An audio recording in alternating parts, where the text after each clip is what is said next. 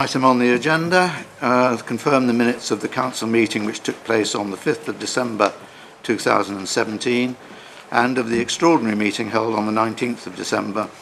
Are you agreed that I sign these as a correct record? I'll sign these later.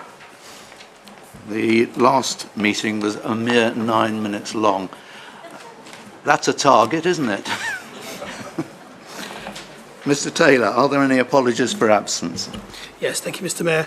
Apologies received from councillors Coburn, Jim Edwards, John Gray, Peter Martin, Kika Miralles, Stephen Reynolds, Stuart and Jeanette Stennett, John Ward, John Williamson and Ross Welland. In accordance with the Waverey Code of Conduct, do members have any non-pecuniary or disclosable pecuniary interests to declare? Mr. Taylor? No declarations have been raised in advance, Mr. Mayor. Any other declarations? Nope. So, on to Mayor's announcements. A thank you to all the councillors who took part in the bowling evening, which was a great success. It raised a total of £2,400 for the two charities, which is an excellent result. Sadly, Waverley lost by 86 points. And one announcement from committee services.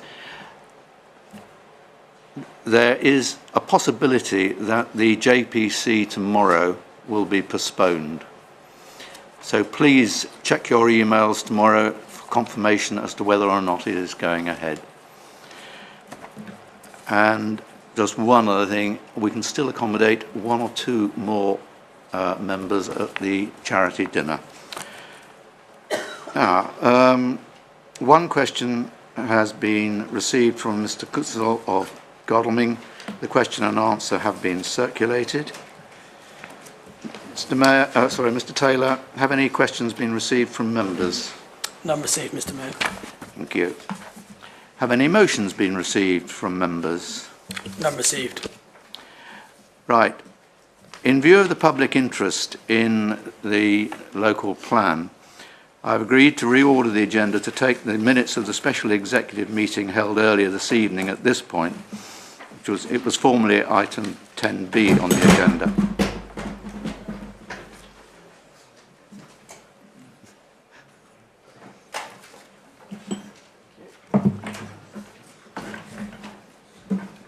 Have we a poltergeist?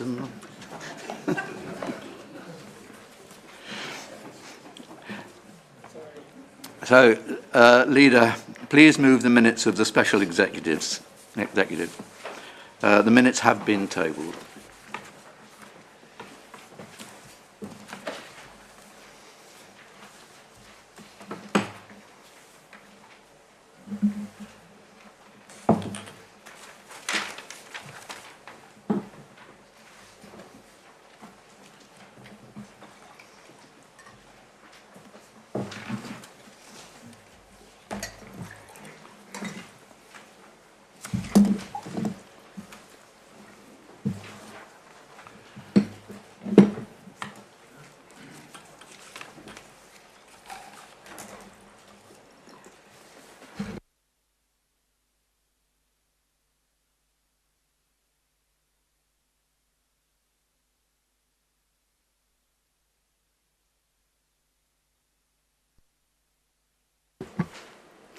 Mr. Mayor, thank you. I am pleased to move the minutes of the executive held earlier this evening, and I believe I have a seconder. Pleased to second, Mr. Mayor. Mr. Mayor, the meeting earlier this evening, which was a special executive, was held to consider one item, and that item is the adoption of Part 1 of Waverley Borough Council's local plan.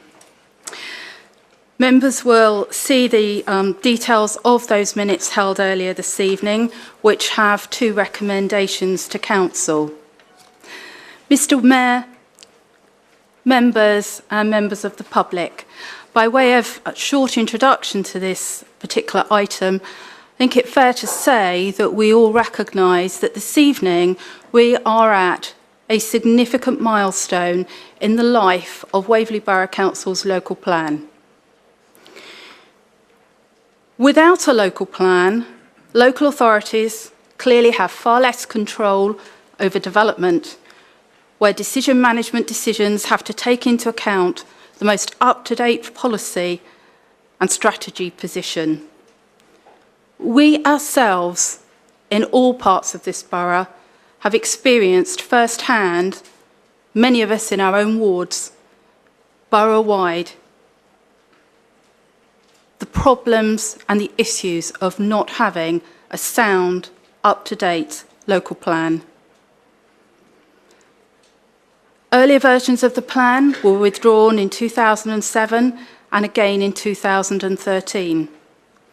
As members, we've had to make very difficult and challenging decisions to come to where we are this evening.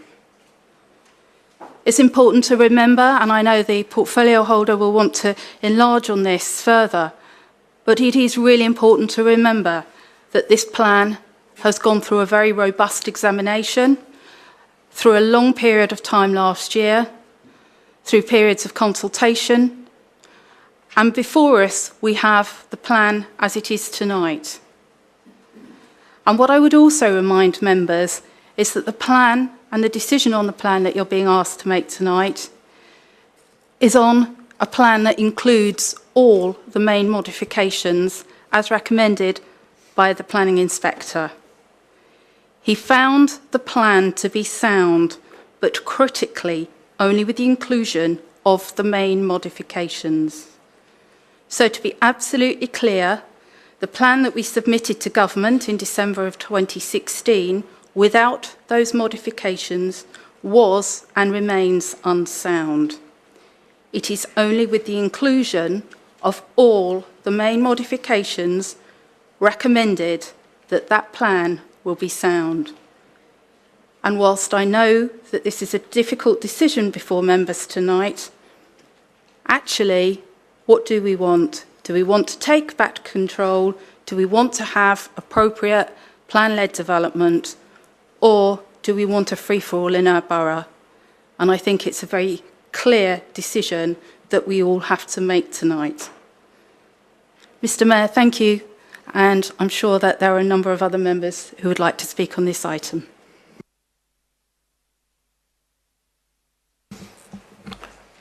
Are there any speakers?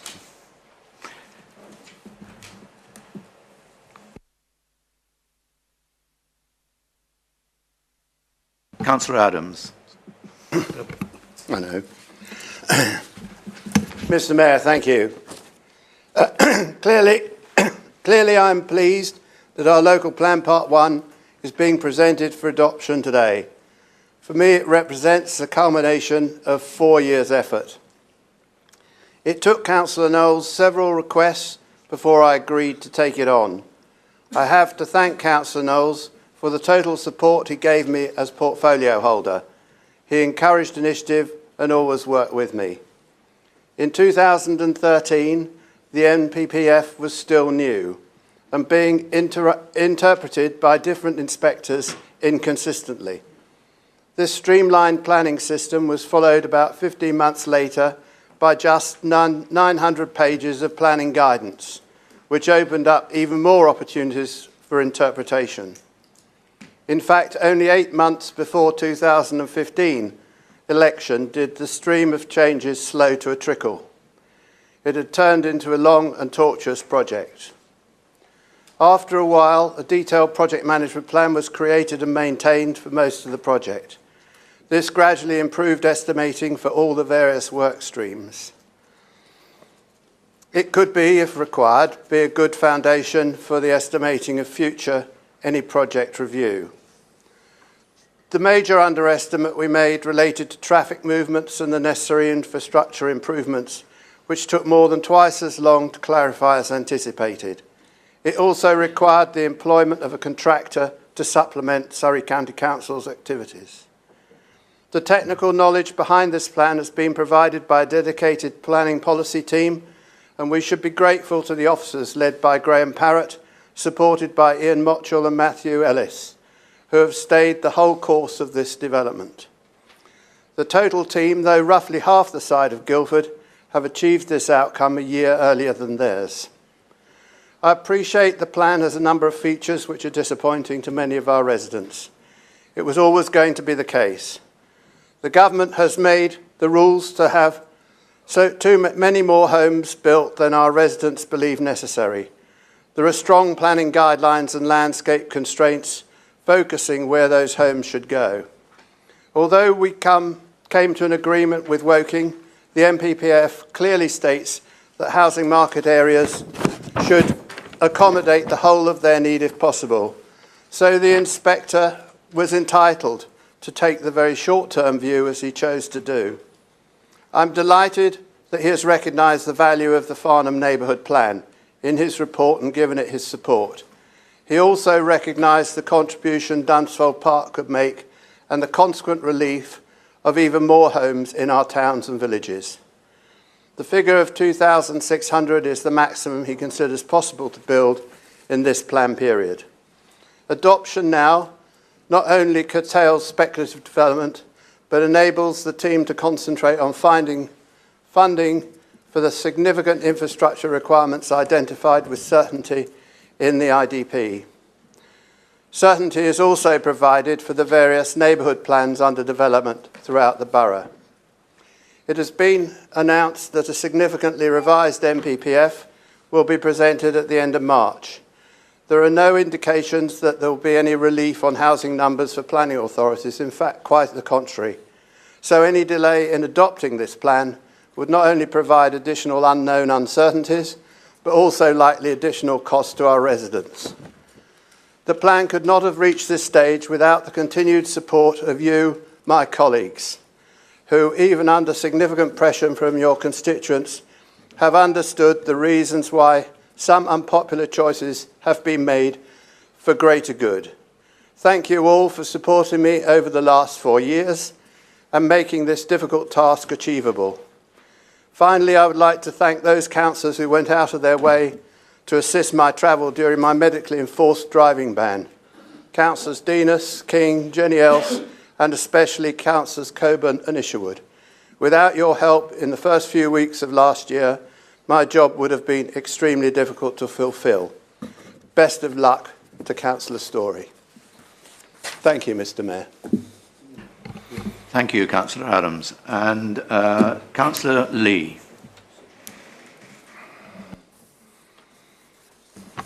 Thank you, Mr. Mayor. I want to thank the leader for her summary, which is, in my view, absolutely spot on. But if you will just indulge me, I'd like to say a few words that essentially say the same things, but they are in my words. So we have before us the new local plan, part 1, covering our planning period up to 2032. Now, this plan has been determined as sound, therefore, it meets the planning criteria to be adopted by all councils that is set out in the NPPF, Planning Policy for Traveller Sites and Government Circulars.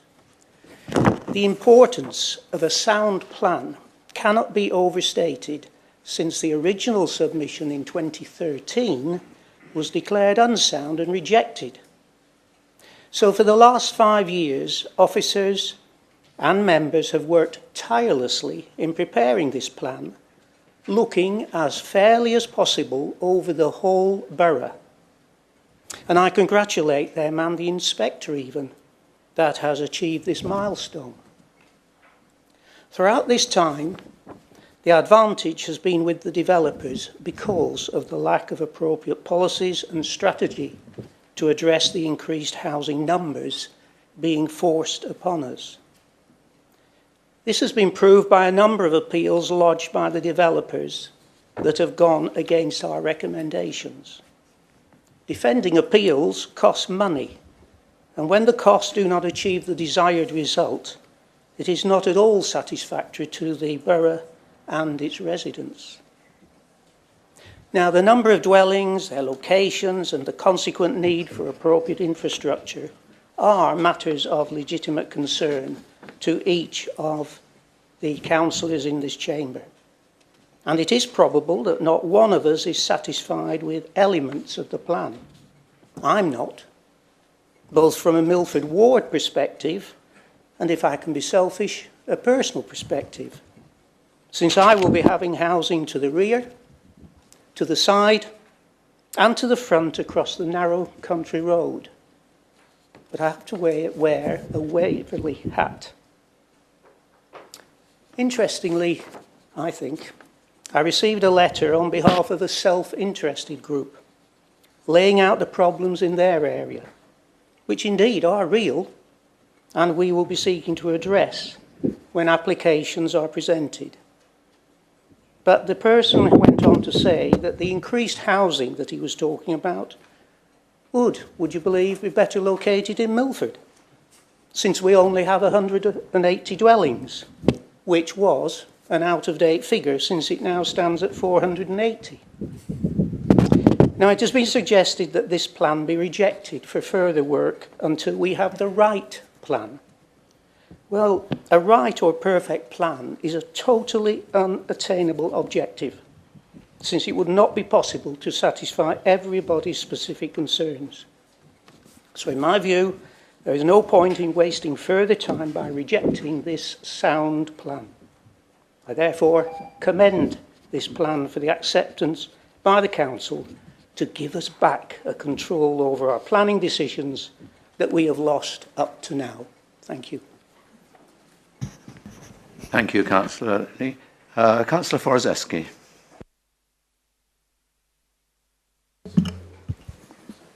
Thank you, Mr. Mayor. I've said it before, and I'm going to say it again, that nobody loathes more than I do what happened to Cranley. It's really unfair that without any protection, Cranley was given the lion's share along with Farnham, and I hate to say you have destroyed our village, our beautiful village and our beautiful green fields. And I think that's a travesty, I really do. And to add insult to injury, an inspector has put a further 200 into Cranley. However, I cannot argue with the inspector.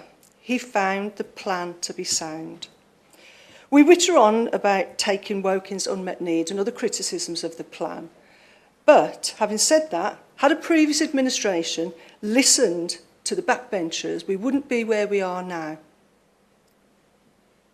Let's not kid ourselves. An inspector has found the plan sound. The number won't go away and it won't go down. No part 1 equals no part 2 equals no plan. It's been through examination, it's been through consultation, and it's been through scrutiny. I personally have lived with this baby for an awful long time. This baby's now grown up. 2002 was the last time we had an adopted local plan. 15 years on, don't we think that we should have another one to safeguard us? Like it or loathe it, it's an opportunity to take back control. It's too late for Cranley, but it's not too late for the rest of the borough. A local plan is long overdue. A lot has changed since 2002. Any attempt to defer, delay or derail puts us at risk. It actually puts this borough at risk.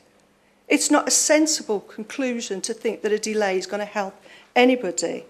All it's going to lead us to is more speculative development, inappropriate development, and more developer-led planning.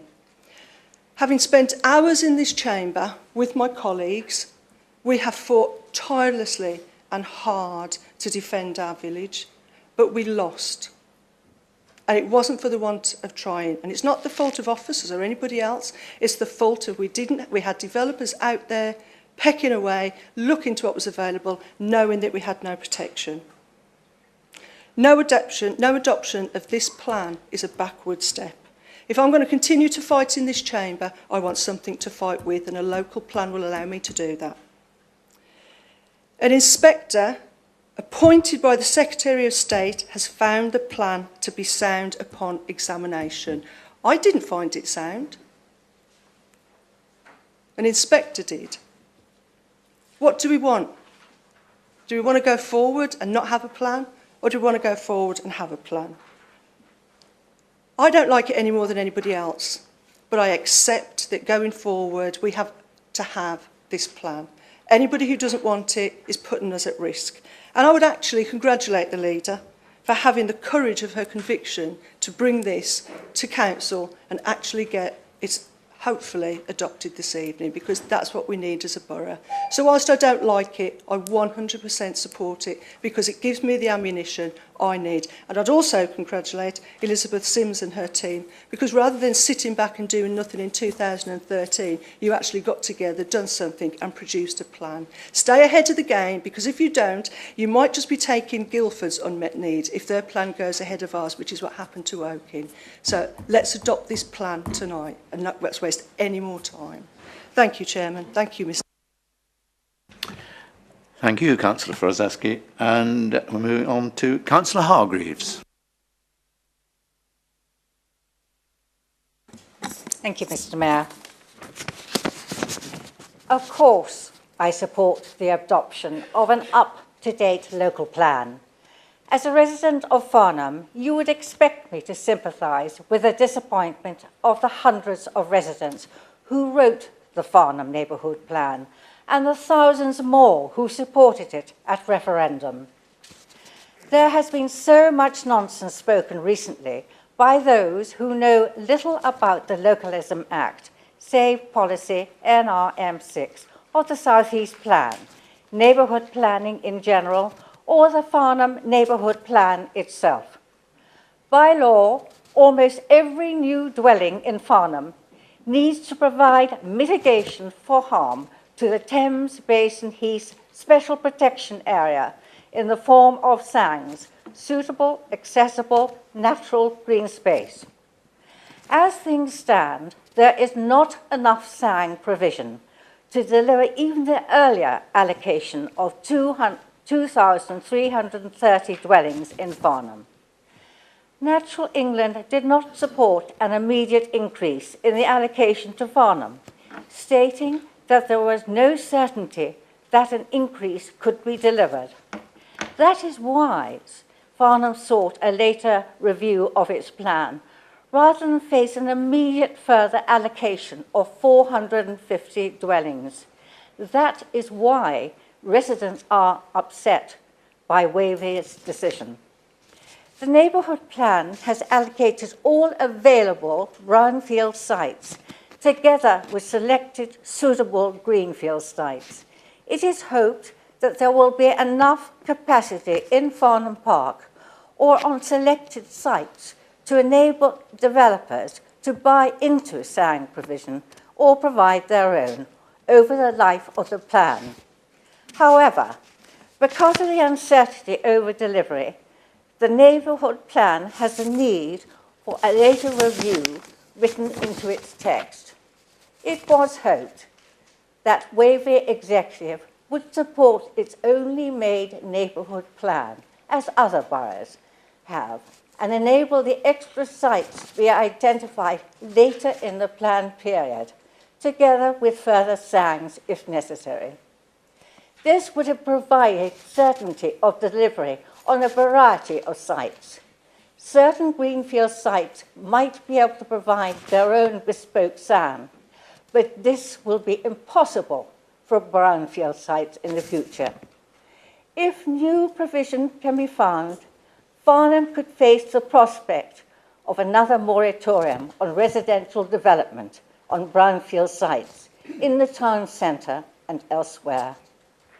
Farnham is feeling bruised, but is definitely not beaten.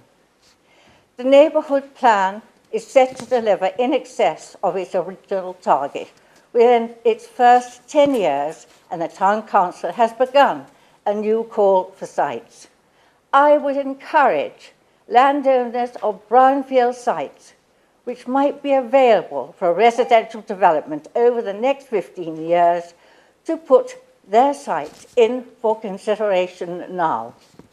I welcome the new plan, but remain convinced that our towns and our parishes must be consulted on all matters relating to sites in their area.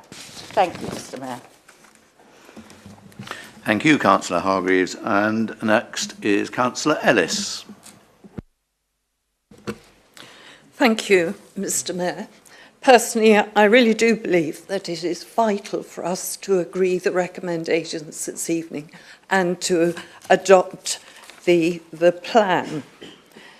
Having the plan in place will, I believe, make a significant help to us, be of significant help to us when we are considering planning applications and when we are defending our decisions at appeal. However, whilst much of the plan is excellent and well considered, I'm hugely disappointed, I have to say, about the lack of commitment to improvement of the infrastructure in Waverey and in particular to Cranley. I am very aware of my wider responsibility to the whole of the borough, but I've been representing Cranley for quite some considerable time. And I do believe that over the last few years, Cranley, and in particular my ward, which is Cranley West, has received far more than its fair share of permitted large-scale developments, which will change forever the very nature of the area. And I believe that the lack of an up-to-date plan has been very detrimental to Cranley, as well as to other parts of the borough. Following the inspector's report, the borough is very unfortunately faced with an increased number of properties and being required to accommodate the shortfall in Woking and perhaps an overflow from London.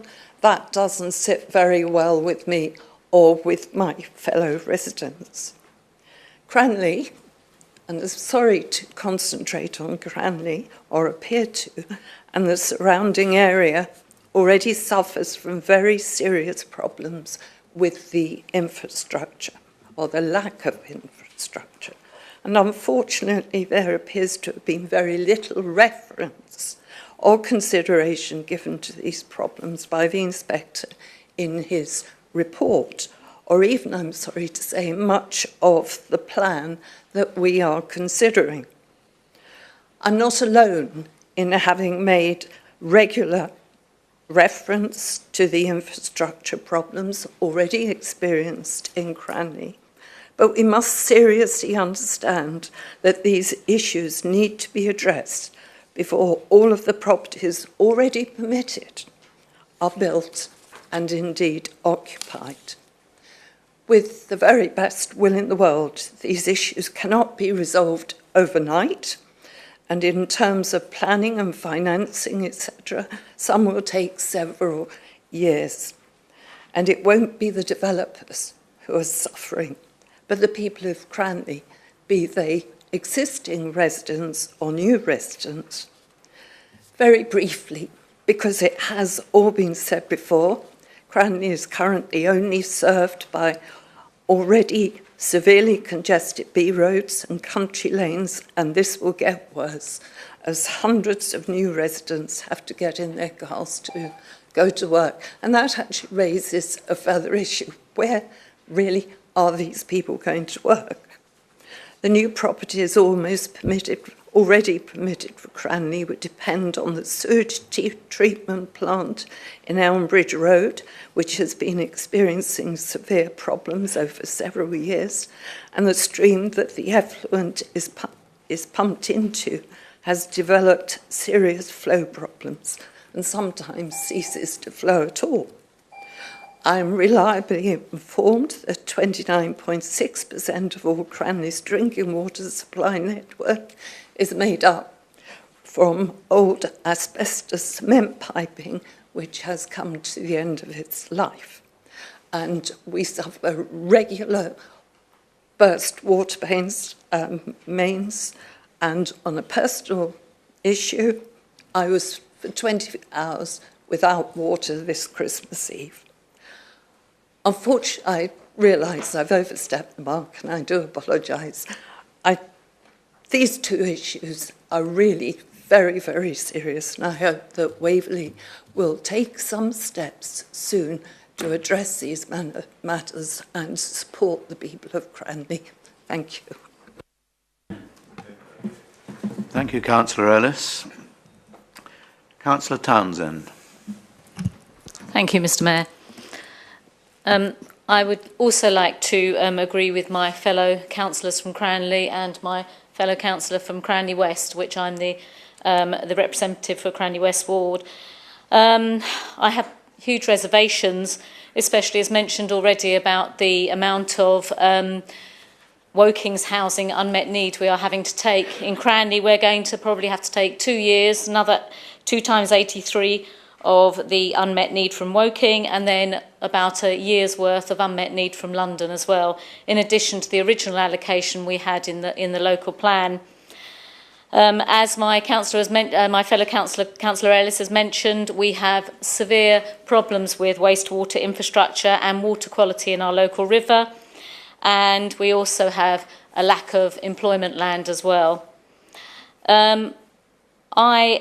I'm very concerned about the projected housing delivery we are agreeing to in the local plan. And that's no fault of the councils, but I think we have little control over the actual delivery of the housing.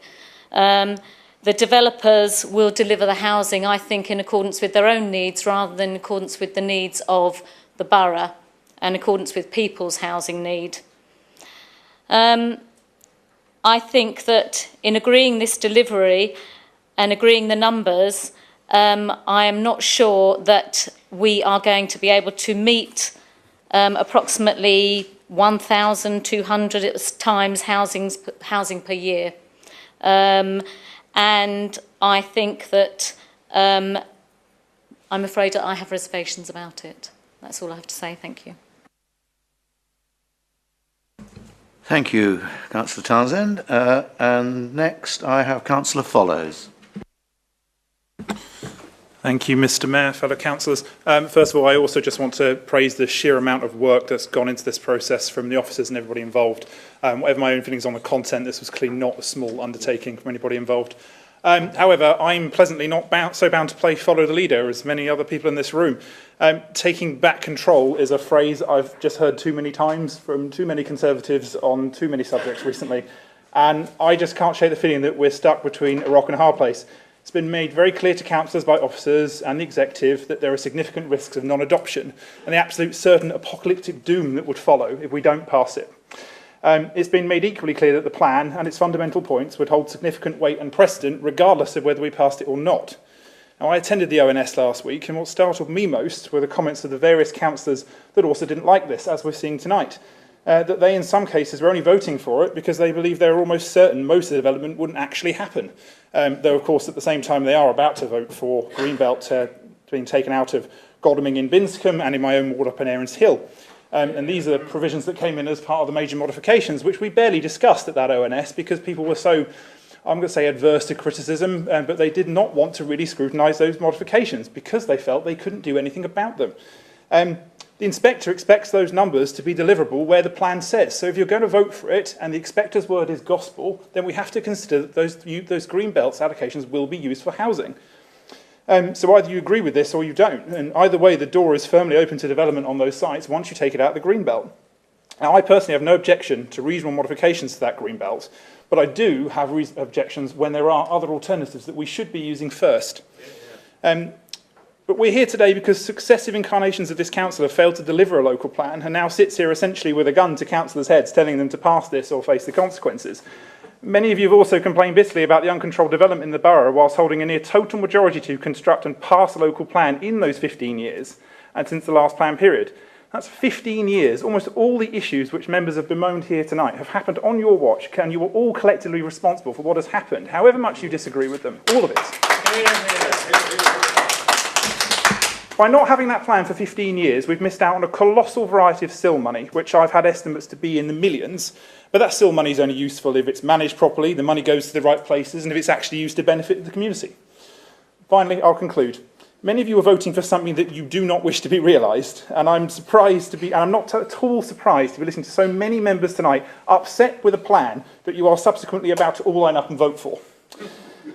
and this is almost entirely because you've all failed to get this done and have now simply run out of time. So I would urge those members with reservations to actually act upon them. Now, I'm not going to vote against this because I believe that there are issues too that we need to do, and I'm going to abstain. So I urge you, if you've got reservations, which you've all made clear, to think about that and to act upon it accordingly.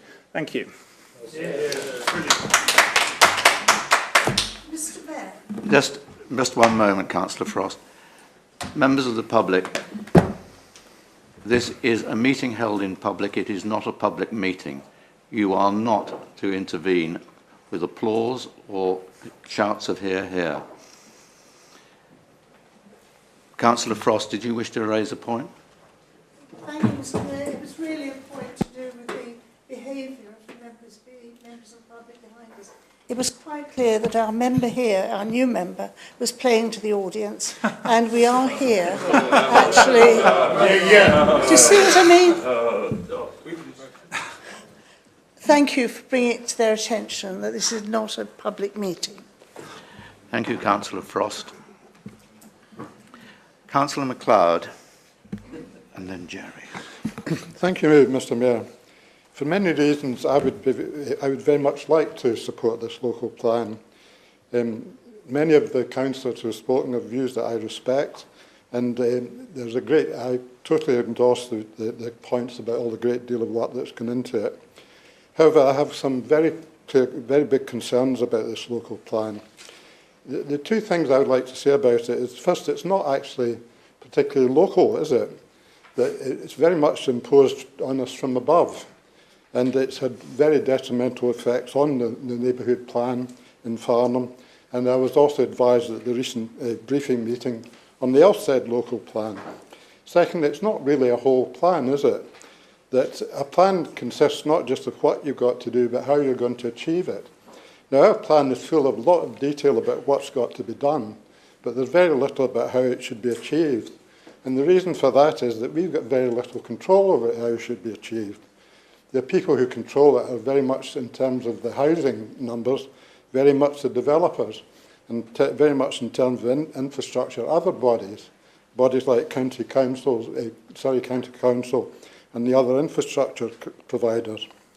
Now, the local plan inspector said there's no convincing reason why 590 a year should not be delivered sustainably. I'm not sure he's actually looked at what's happened in this local plan already. We're actually a quarter way through this plan, actually. At the end of last December, we had done 4.75 years of a 19-year plan. And what's actually happened in these 4.25 years is that we've actually delivered, we should have delivered 2,803 houses, and we've actually delivered 1,204. So we've delivered 43% of the requirement. But in the same time, the council has approved 4,345 houses, which is 155% of the requirement. So here we are as Waverey doing our bit, but the developers are not doing their bit, and we don't have any control over that. And my point about this local plan is that it's not actually going to happen. What the inspector is asking us to do is produce 11,210 houses over this period. And that's not just houses. That means we're going to be something like 28,000 extra people living in Waverley, something like 17,000 extra cars, and 7,000 extra school-aged children. Are we going to be able to achieve that? Are we be able to cope with that? The simple fact of the matter is that we're not actually. So what should we be doing about this? Because I'd like to finish on a positive note if I can. We shouldn't actually be accepting this. We should actually be saying to government, this is just not possible. The government talks about a broken housing market. They're actually the ones who are breaking it, actually. We do have power as local authorities. We should be getting the people behind us. We should be working with other local authorities and fixing the housing system, because it's not actually working. And that's what we need to recognise.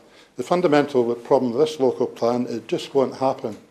That if you look at the trajectory that's shown, and it expects us in 2 or 3 years' time to be producing something like 5.5 times the number of houses in 1 year that Waverley has ever produced before. Over the whole period of the plan, we're expected to produce something like 2.5 times the number of houses that we'd produced in the past. And in terms of the taking back control point, I'd like to make the point it's not actually going to work, sadly. I've attended a lot of the appeals, and one of the things the developers keep telling the inspectors that Waverley has a persistent record of under-delivery. There's something like 7 years of under-delivery.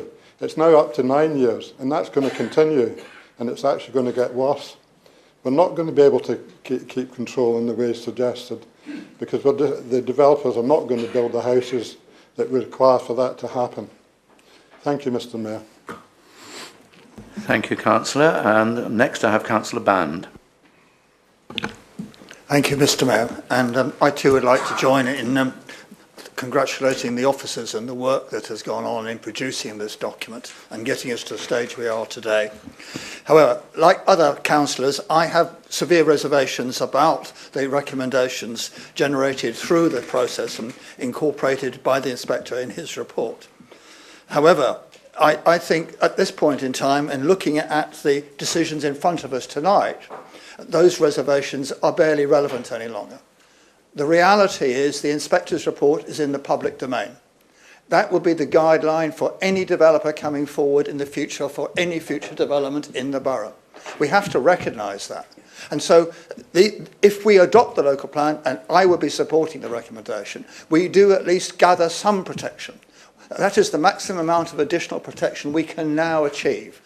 We have protection through that, and we also have the ability to start at least making contributions to the infrastructure, the community infrastructure levy.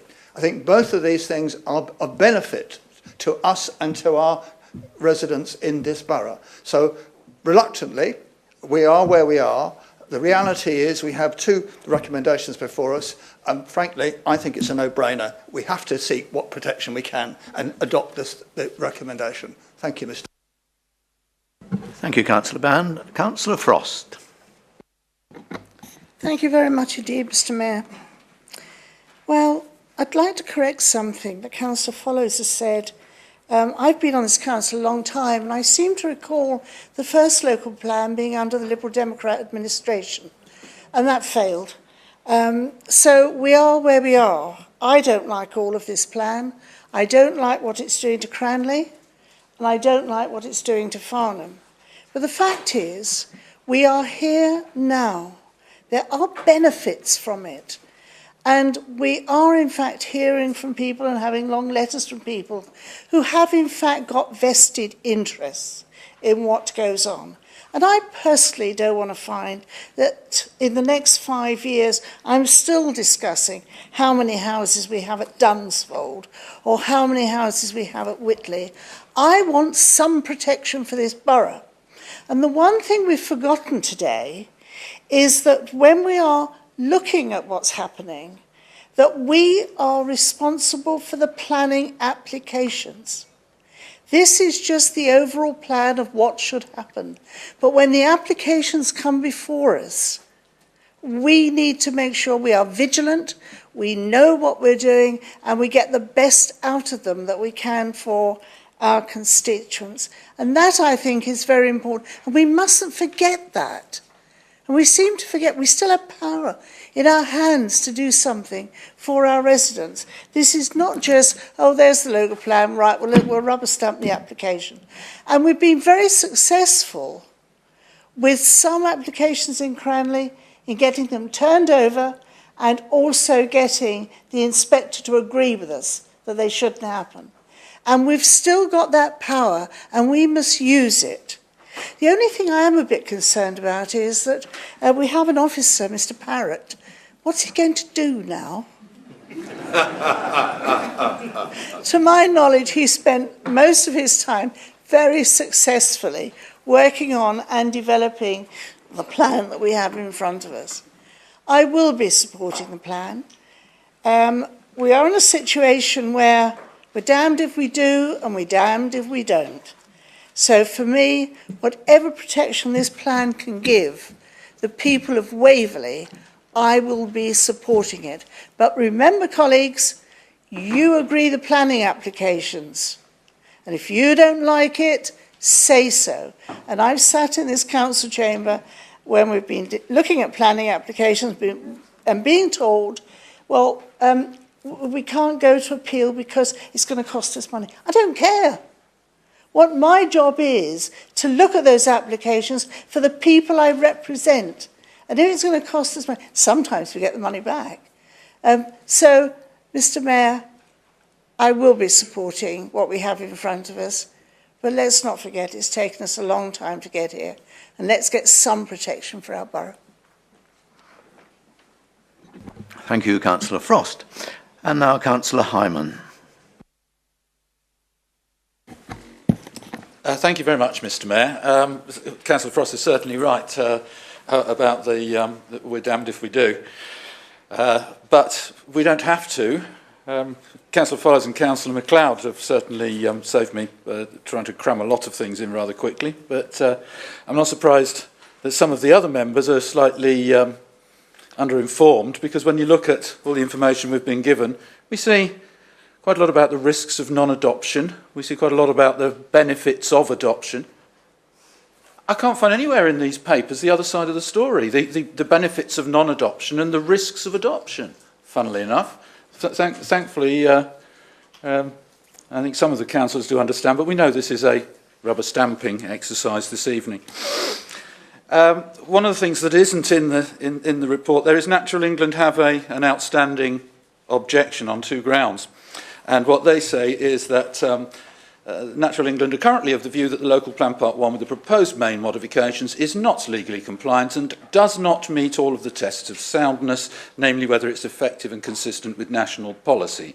Natural England believes there's scope of further work to deal with the remaining issues, etc., etc. And whilst officers have responded to that, saying that that's been sorted out, I've got an email from Mark Turner at Natural England, because I left a message on his answer phone and told him my concerns and asked, is this an outstanding objection?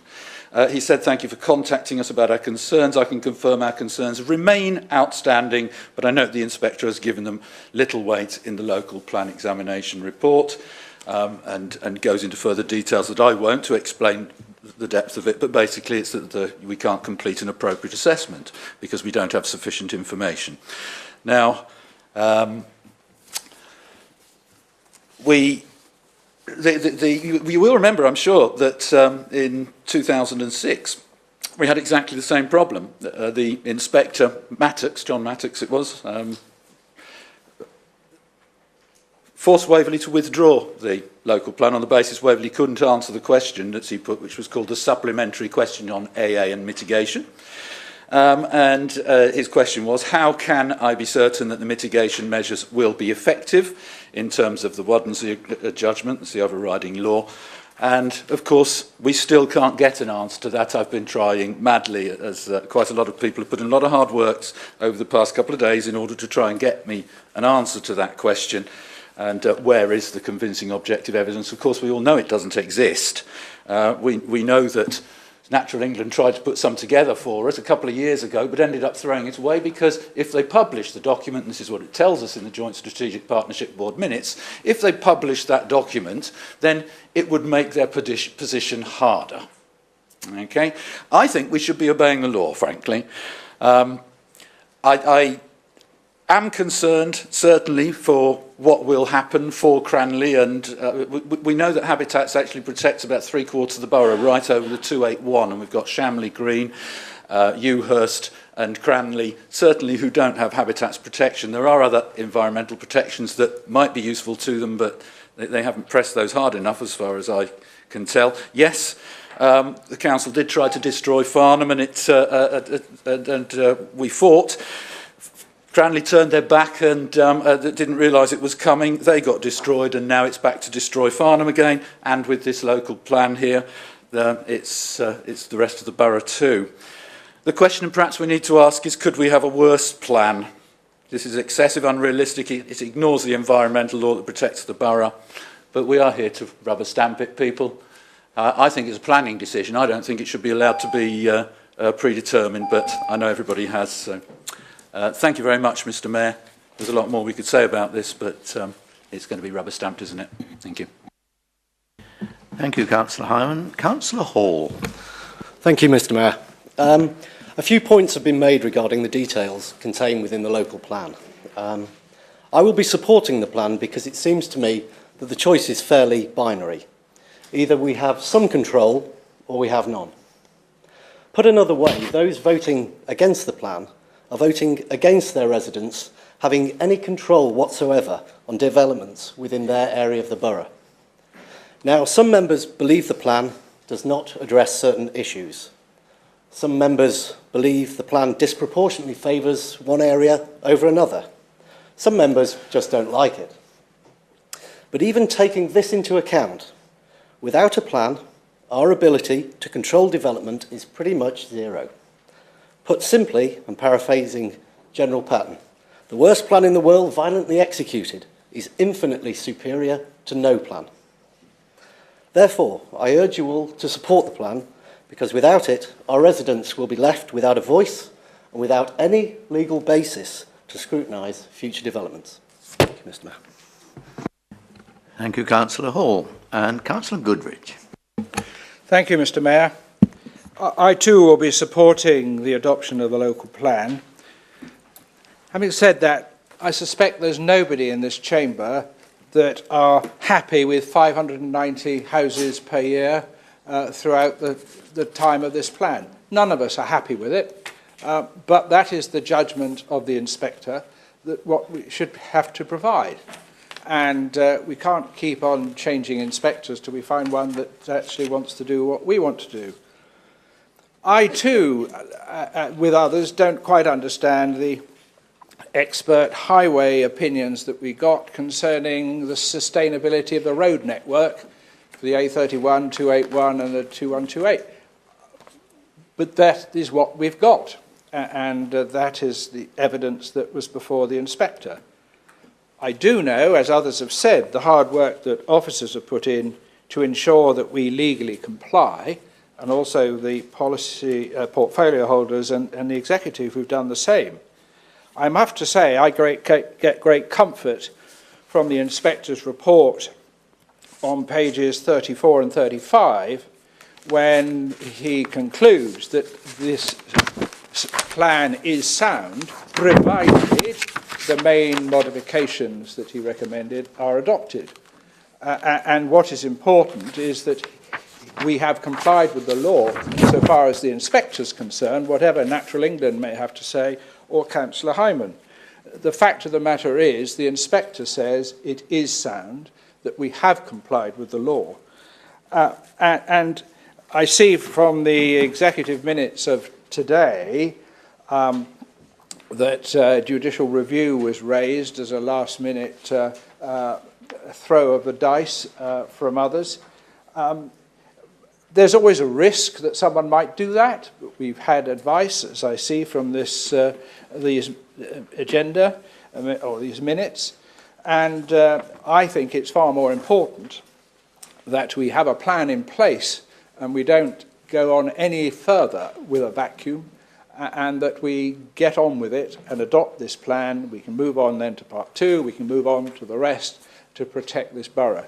So, Mr Mayor, I support what a lot of my fellow councillors have said, particularly Councillor Band and others, and think this is something which we must, whether we like it or not, adopt it for the benefit of this borough. Thank you. Thank you, Councillor Goodrich. And Councillor Storey.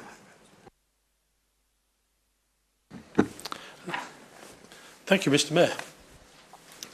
First of all, as you're aware, I took over the portfolio of planning just last year, and in fact the section which deals with the local plan only in December.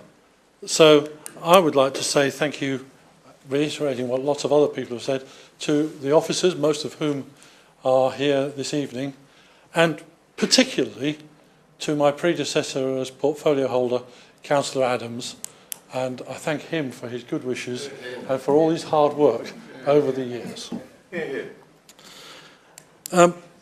It's been a long process. Back to 2002 was our last plan.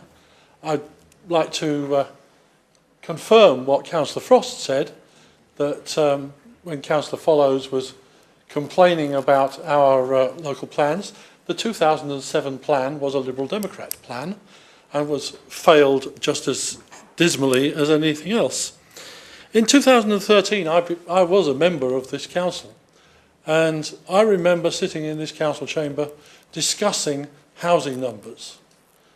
And we had an agreement with the government's South East Regional Office of a figure of about 250 per year.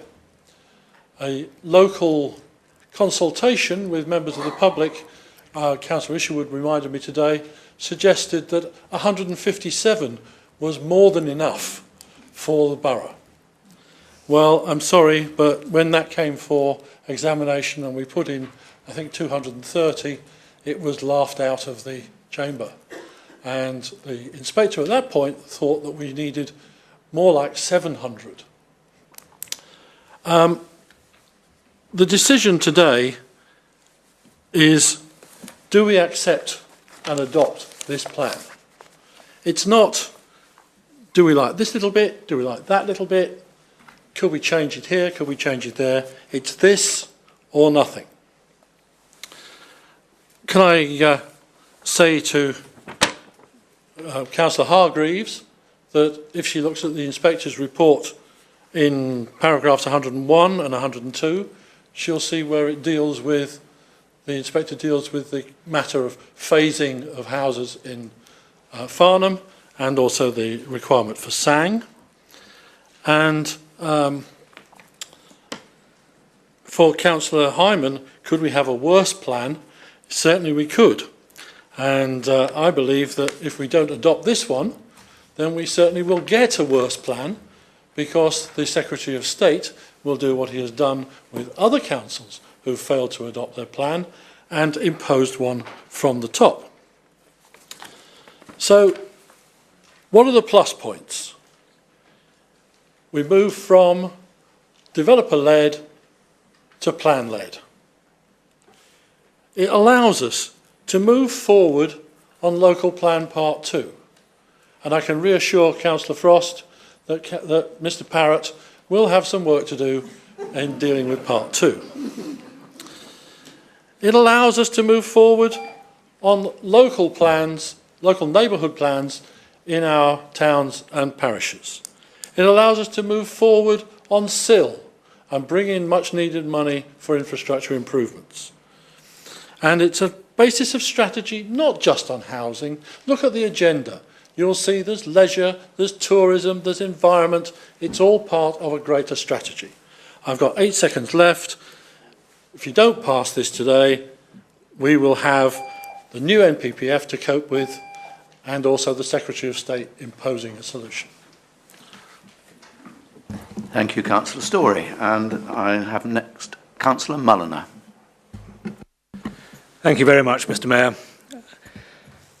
I strongly support adoption. I think I might make 3 observations. No one's really commented on the background, apart from Councillor Follows complaining about previous attempts.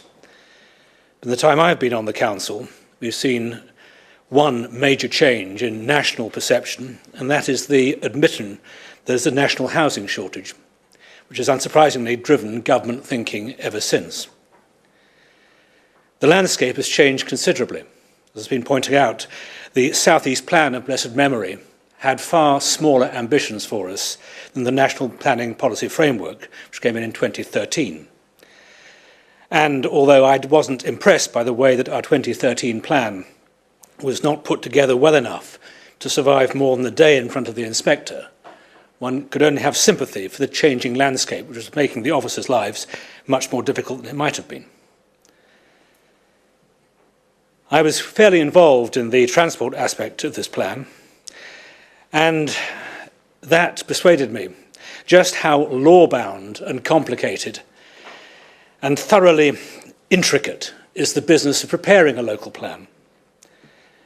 The rules that you have to follow, the people whose advice you have to take, these are not choices we make, they are imposed on us. And seen from the government's point of view, without a framework which people have to follow, would be complete chaos. Indeed, those who think that local authorities have had too much power over the past 20 years to prevent houses being built use that as a main argument why they do need to see such impulsion from the top to get houses built. Inevitably, none of us in a rural borough like this are enthusiastic about great house building. But I think we have to accept there is a fundamental compromise between what you can achieve and what you like, and what you have to accept from on high. So I think, as others have said, it is far better to have some measure of control than none, and I see this as very much the least bad option. There are plenty worse ones available. But I'll finish with one sentiment which I know Councillor MacLeod agrees with me on. The biggest canard in planning is to accuse a local planning authority of under-delivery. It is an absurdity. We build very few houses, well, we do on land that we own, but 95% plus depends upon the private building sector putting brick on brick. If there is under-delivery, that is where the blame lies. And it is annoying in the extreme when inspectors, who understand this perfectly well, nonetheless have to behave and pretend as if it is our responsibility for houses not being built. We have granted, and other councils have granted, a huge number of planning permissions over the past 5 years. If the houses are not appearing, look elsewhere for the cause. And sadly, the private sector is profit-led. What a surprise. And on the whole, house prices go up with time rather than down. And that is why they have an insatiable temptation to delay delivering houses. Let us hope that in the new era that will change, but forgive me if I remain a trifle cynical. But we should definitely adopt this plan, and the adverse comments that we've heard have been singularly uncompelling. Thank you very much. Thank you, Councillor Mulliner. And finally, I have Councillor Ramsdale.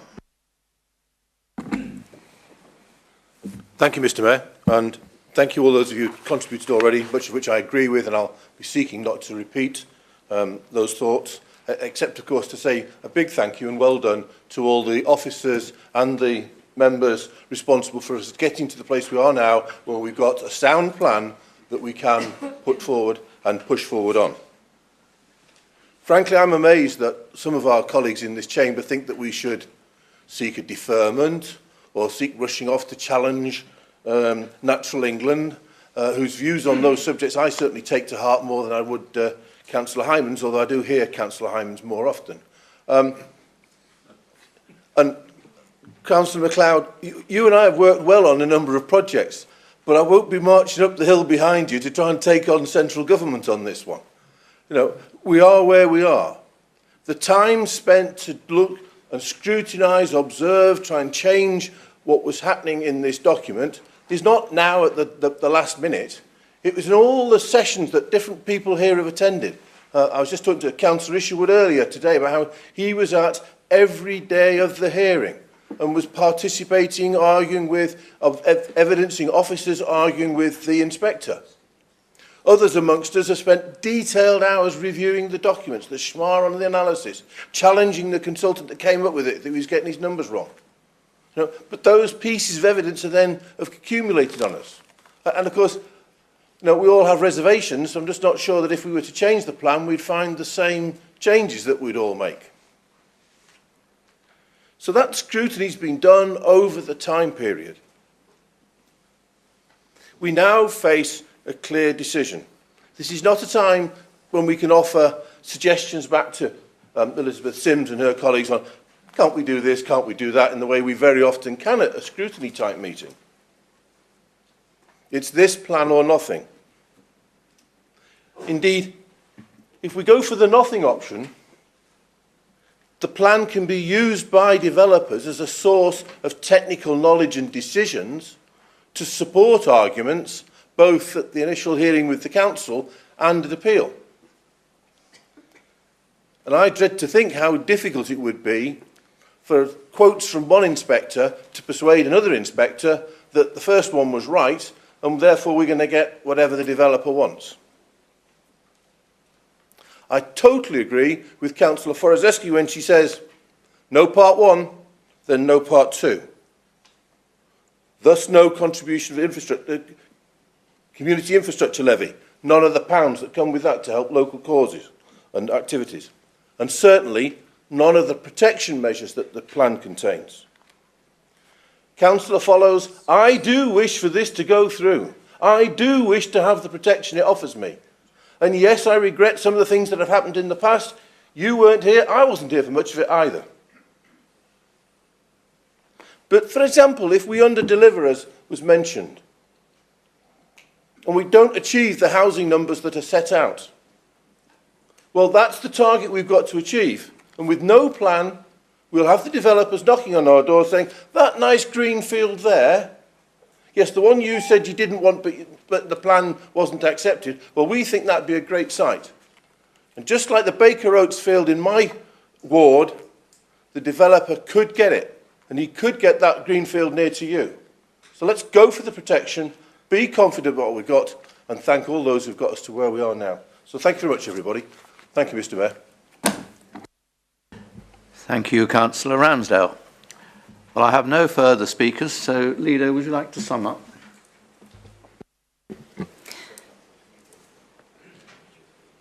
Mr. Mayor, thank you. I will keep this brief because colleagues have spoken, the portfolio holder has spoken at length. I think what we need to remember is that the inspector concluded that the plan meets all the tests of legal compliance. And as I've said, that can be seen very clearly in the inspector's report on page 34, paragraph 141. So in answer to queries raised by Councillor Hyman, I think that, along with the comprehensive answer and response that came from the portfolio holder, hopefully helps him to understand those points. And to the points raised by Councillor Hargreaves about Farnham, yes, indeed, there are challenges around the borough, but especially in Farnham. And again, I think Councillor Story summed that up very well. But I think let's move to the real crux of the matter tonight. And that is, when we come to this vote, we have a choice. Do we leave our residents defenceless? Do we have no proper policies? Or do we move forward? Do we have a plan in place?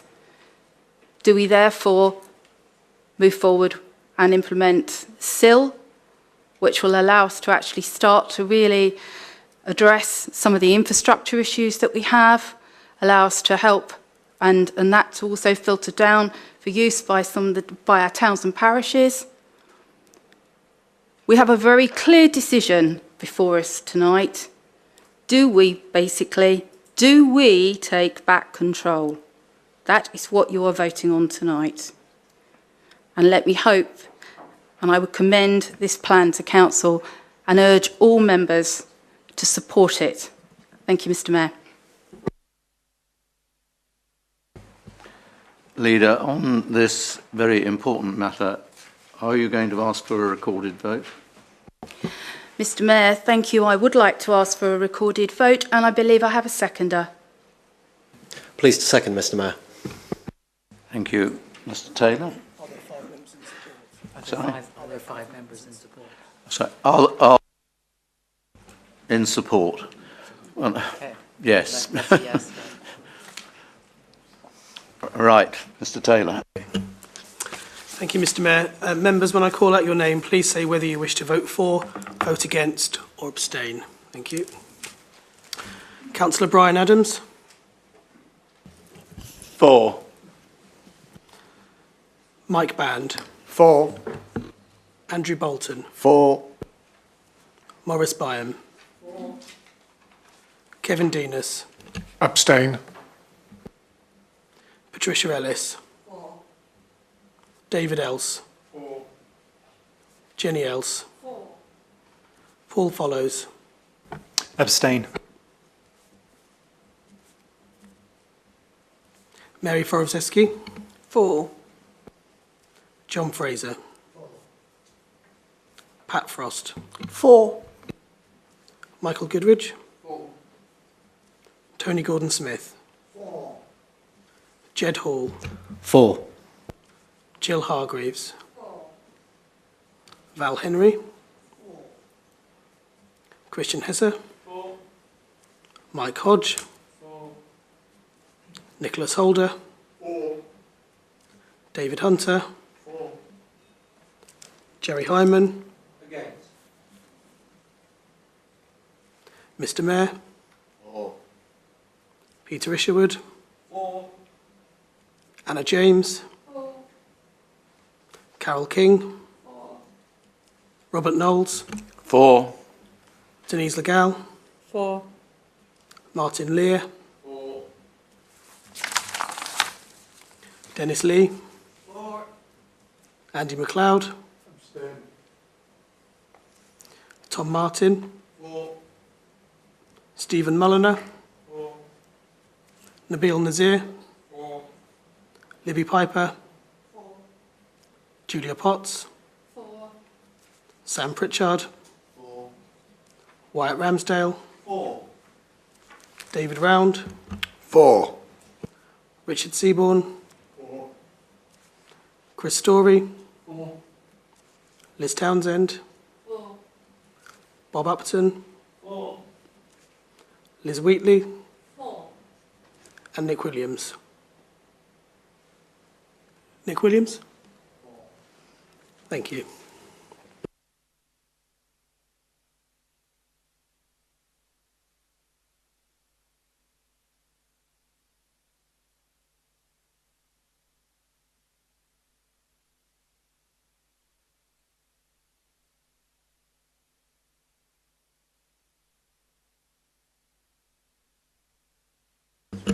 Thank you, members.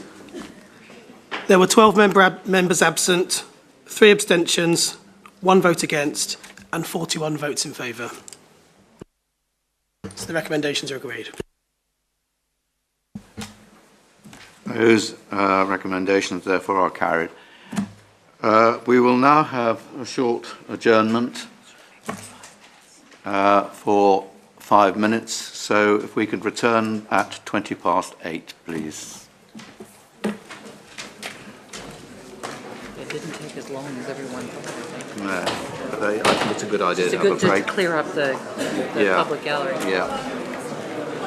Oh. See, we didn't miss you.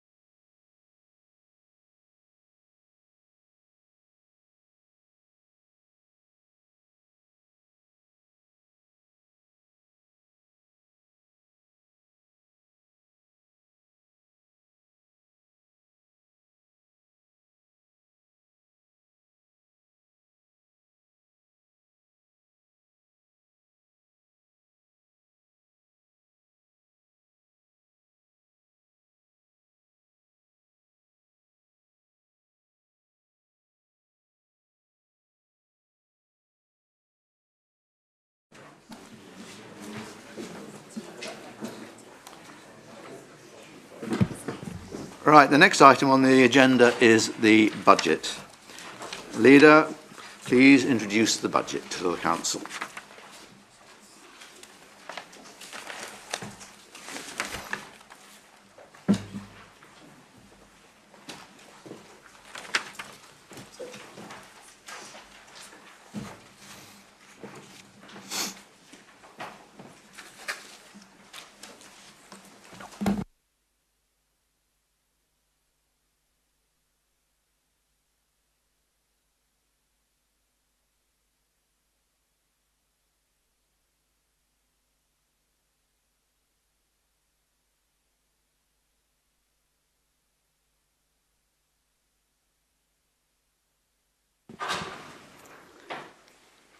Thank you, Mr. Mayor, members, officers and members of the public.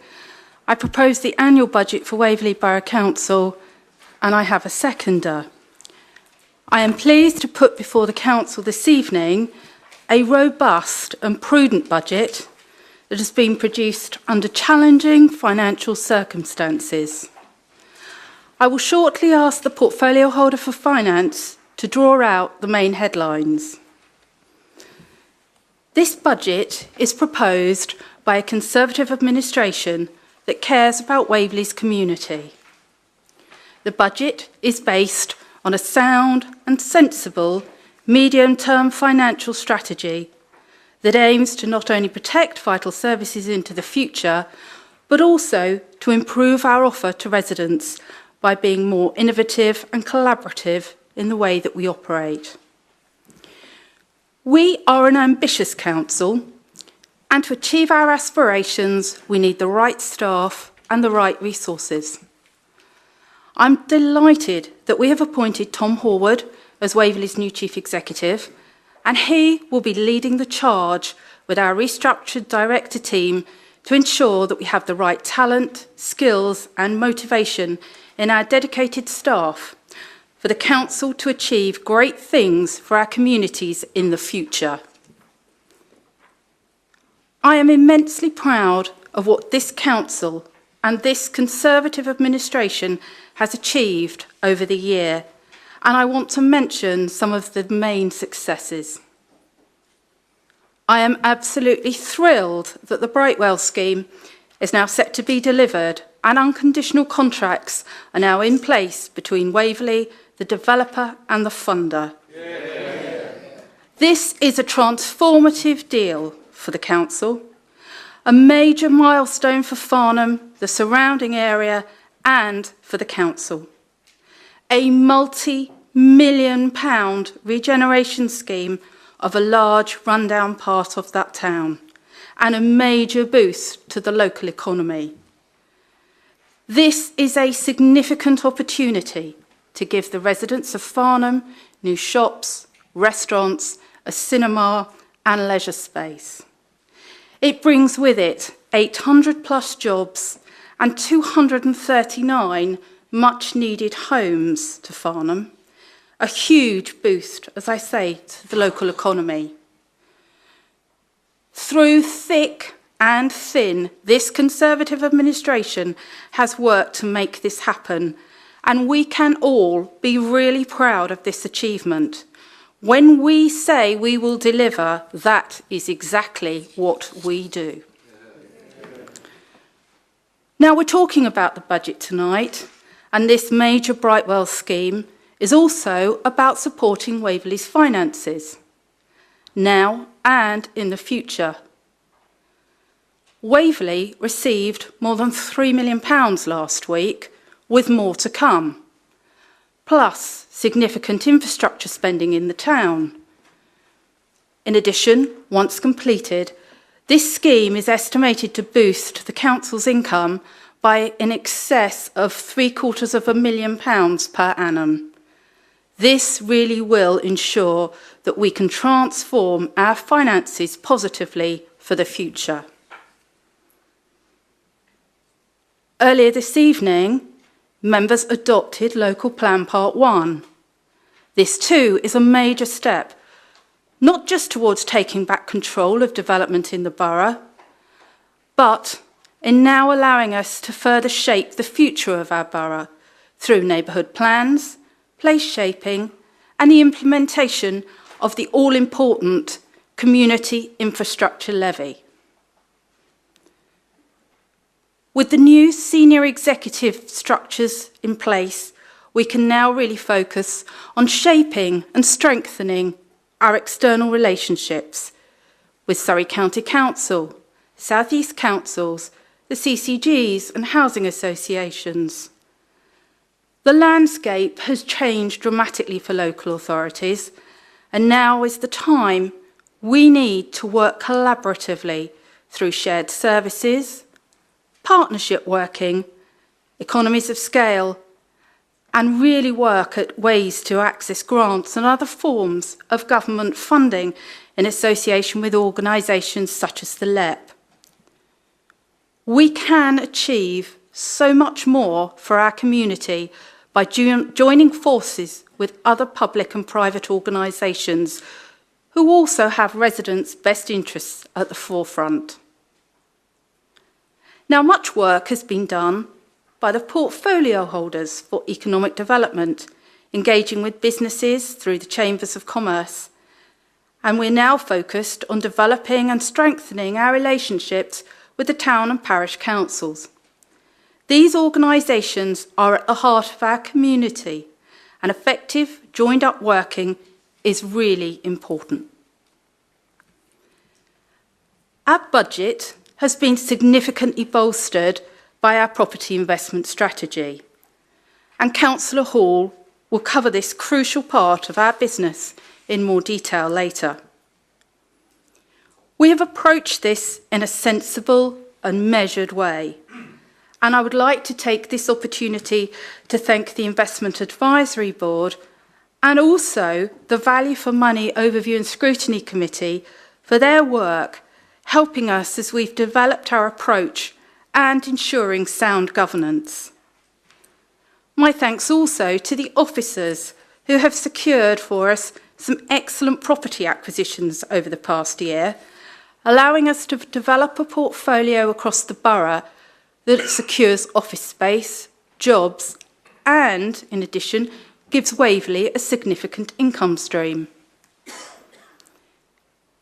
In order to protect both our core frontline services and to maintain our significant support to our partner community organisations, we are proposing a range of savings and efficiency measures within the council. At a time of high customer demand and reduced government funding, we're also proposing a 2.99% increase in council tax, which is just below CPI inflation on a Band D council tax, which is a rise of 10 pence per week. And I'm sure you will all agree, excellent value for money. Looking to the coming year, we have procurements on a number of our major service contracts: bin collection, grounds maintenance, street cleaning, and the maintenance of our all-important 5,000 plus council homes. In total, more than £10 million each year on these contracts. And whilst inevitably there are risks attached, it's a significant opportunity for us to listen to our customers and secure good value for money for the council for many years to come.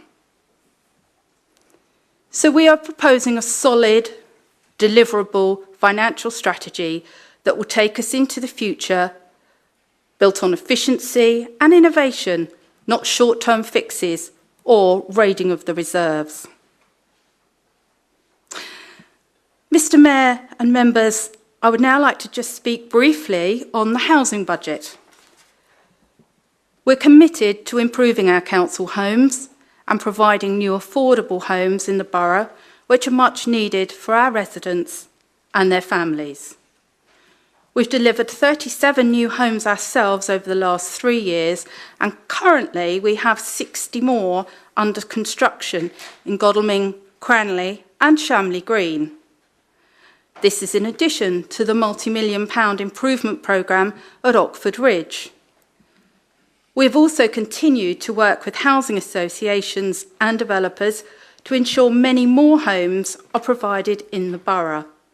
And of course, the Brightwell scheme itself in Farnham will add a further 72 affordable homes to this, right in Farnham town centre.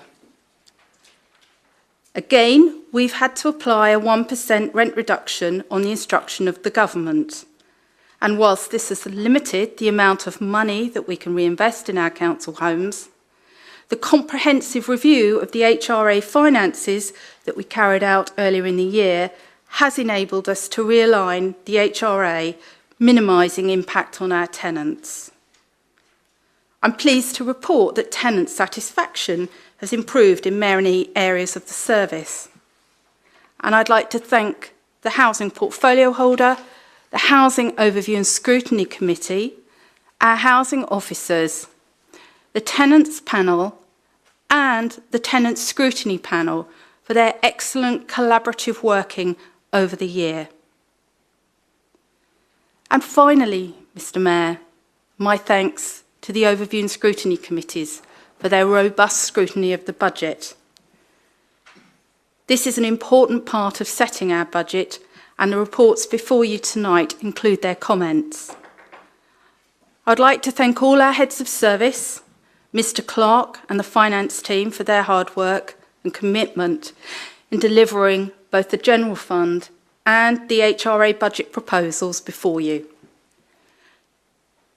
And members, again, in summary, I would emphasise that these budget proposals seek to deliver a balanced and robust financial strategy, investment in our key services, all-important protection of our core frontline services and support to community organisations, and significant investment in income-generating projects. This Conservative administration firmly believes that these budget proposals represent outstanding value for our council taxpayers in monetary terms and in the all-important service delivery. And I commend this budget to council. Thank you. Thank you, Leader. Councillor Hall, would you now like to second and then introduce agenda item 8? Mr. Mayor. Mr. Mayor, Waverey has had a few very tough years on the financial front. A combination of price inflation pushing up costs, changes in recycling funding and government grant reductions have all led to a projected medium-term shortfall of about 2.7 million over the next 3 years. However, last year, rather than cut services to our residents, we took the unanimous decision to raise revenues and identify savings.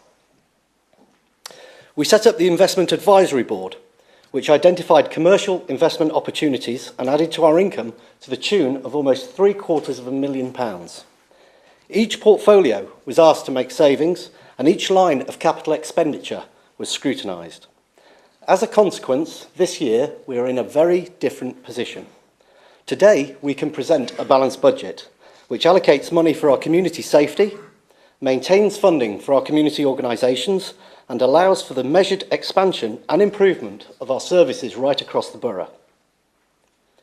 We have raised revenues on planning services and will be investing the lion's share back into it to improve the delivery of that service to our residents. There is no change in the council tax support scheme, and, unlike last year, there is no requirement this year to raise car parking charges. Furthermore, our capital spending will remain at around the £2 million mark to maintain and renew services and infrastructure through the borough. There will, as always, be a mid-year review of our position in the summer, and I must remind all members that substantial risks still exist. We are not out of the woods yet.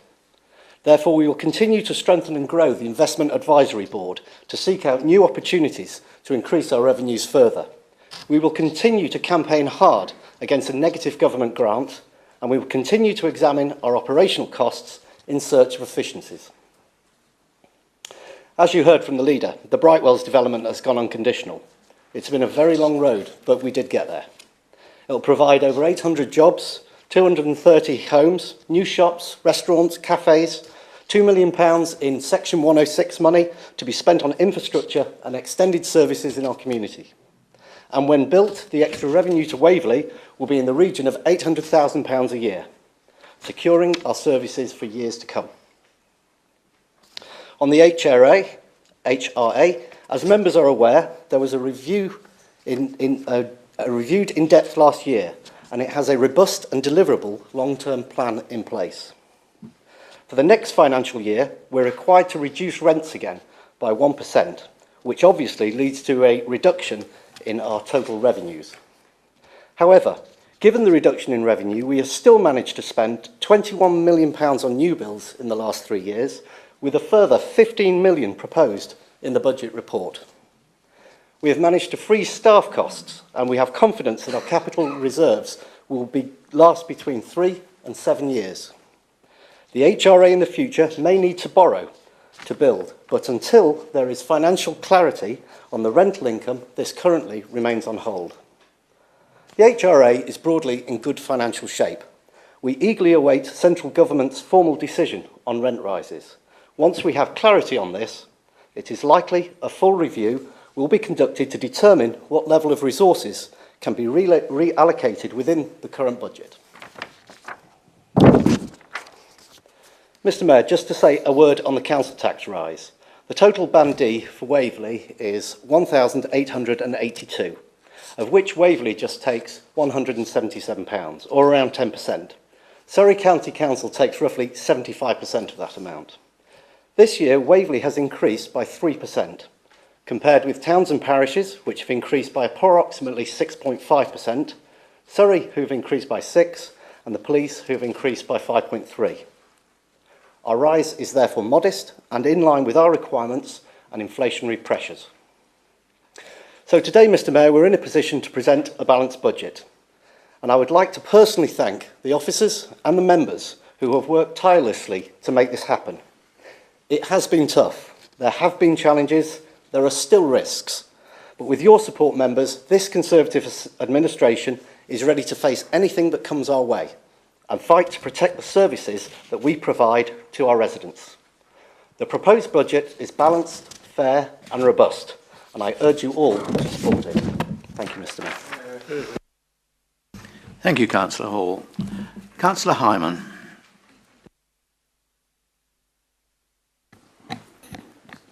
Thank you, Mr Mayor. I do have the pleasure of presenting the budget opposition position. Robust and prudent, we've been told. I shall come to that in a short while. I cannot possibly ignore the opportunity to mention, as it has been done by the leader, the issue of the East Street development. I think the intention is to commence tomorrow with some tree cutting. I'm a little bit surprised that the contractors has gone unconditional, because I find absolutely no record that Waverley has been through the Section 123 Local Government Act process of advertising the disposal of land. So I think there might be a problem with that, and although I doubt that it would lead to a challenge, that would be possible. It brings up the question of best value, and that's where a lot of residents have their problems. They see us doing a lot of work, or well, they don't see us, but they know that a lot of work is done in putting together a budget and trying to achieve a balanced budget. But they see Waverley spending £3 million on the extension to a memorial hall, which didn't need changing or wrecking. It needed £300,000 spending on it to bring it up to standards, because it hasn't had money spent on it for a long time. And £3 million would buy us a veritable mansion. Well, perhaps not quite a mansion around here, but nevertheless it would certainly buy a property which we could make into a very nice health centre or whatever. But no, not going to be considered. The decision was taken years ago. Disposing of 4 hectares of land at Farnham, when we've paid for 0.4 of a hectare, with Land Assembly, we paid £4 million plus for that. yet we're disposing it of £3 million for 10 times more land. A quarter of our town centre being given away, in effect, with uncertain income coming in from it in the future, maybe never. It's interesting, as you say that this is going to be delivered. I understand the Bat House consent expired yesterday. I know that the design of the scheme is not yet complete, and we're still awaiting further planning applications. So, deliverability, there's another question mark. We've heard all this before over many years. This is going to happen and that is going to happen, and well, it hasn't. But getting it to this stage was certainly an event for some people. As far as the budget is concerned, robust and prudent, yes, I think it is. I think the Conservative group have actually done quite a good job on this budget. I think officers have done a very good job. There are questions, and certainly I'm not particularly happy about the idea of the 3% increase. I think any increases are driving inflation, and we, as community leaders, I suppose, should not be doing that. I think really it's a matter of looking at the principles, because this country is driven by entrepreneurs and small businesses growing, and the best way to build a business is to do it on the cheap and to do it with low overheads, not on the cheap necessarily, but low overheads help because you can invest more and more of whatever income you have coming in. That's the principle. We should be keeping people's overheads down, and all the time that we are increasing council tax, increasing business rates, whatever. Okay, it helps make life easier for the public services, but it makes things more difficult for people who are trying to invest every spare penny that they've got. So, I will certainly be working with members over this summer and the coming years in order to try and reduce our council tax, if that's at all possible, as other forward-thinking councils have succeeded in doing. I am, as far as the housing revenue account is concerned, yes, spending multi-million pounds, £21 million already, and £15 million more on housing. A lot of that is up at Oxford Ridge, and we appreciate that there's a regeneration element in that, so it's not all directly spent on housing, let's say. But what we're never told, and what it always worries me and it rather surprises people, is just how much in total is being spent and how many further houses are we getting for that. And I have a feeling that the answer isn't particularly, doesn't look particularly well upon Waverley, because we just can't get an answer. But if someone would like to tell us how many additional homes... Could I put a point of order, please? It's my understanding that Councillor Hyman is treading on territory than which he may have a pecuniary interest. I think that's ridiculous, but if you want to go down that line, Mr. Mayor... well, perhaps you'd better move on from that subject. Okay, that's strange. Okay. I can't understand the pecuniary interest part, but there you go. As far as the rest of the HRA, the budget looks very good, and I know a lot of hard work has gone into this. By members, yes, but mostly by staff, and I think they've done a very good job in producing a balanced budget. I am, have been through it. I am particularly upset about one thing, I must say. Because it's that element of, if we turn to page 30 of our documents, please, Mr. Mayor, and we turn to line 7, and we're talking about zoo licences, Mr. Mayor, and of course all those people at home are wondering, do we need a licence for all those apes at Waverley? We've got zoo licences at line 7, and the information in there I've picked up twice that is untrue, false information. We haven't put the price down this year, we put it down last year, and I'd like that corrected, Mr. Mayor, because we haven't... I don't know why I should have to bring these matters up, but of course I'm speaking tongue-in-cheek. But if we could make sure that when we point things out that things are wrong, if we could just correct it through the documents. The fact is that it was changed from a three-year to a 4-yearly licence last year, and so there's no change this year in the price of a zoo licence. It's a very important matter in Waverley, as you all understand. I'm being tongue-in-cheek, but Mr. Mayor, This budget is a good budget. I'm not going to turn around and say, recommend that people vote against it. I see no reason to do so whatsoever, but in future it'd be nice if we can start to bring down the overheads for our residents. Thank you very much indeed. Thank you, Councillor Hyman. There will now be one general budget debate on agenda item 8, and any amendments should be moved later when the recommendations are put. The recommendations for agenda items 8A to 8C of the Executive from its meeting on the 6th of January are set out in each report. I have one speaker so far, Councillor Goodrich. Ramsdale. Thank you, Mr. Mayor. I wondered whether tonight I should put my black cap on for the demise in this budget of the revenue support grant, which is going to be reduced in the budget period to zero. I think 5 or 6 years ago, others will correct me, it was 3.8 million. The fact that this council has, over those years, cut expenditure, dealt with income, and over a large number of those years, not increased the council tax, I think is highly commendable. I'm pleased to hear that Councillor Hyman thinks that we've done a good job and it's a good budget, but then says that we should perhaps not put up the council tax and, if anything, reduce it.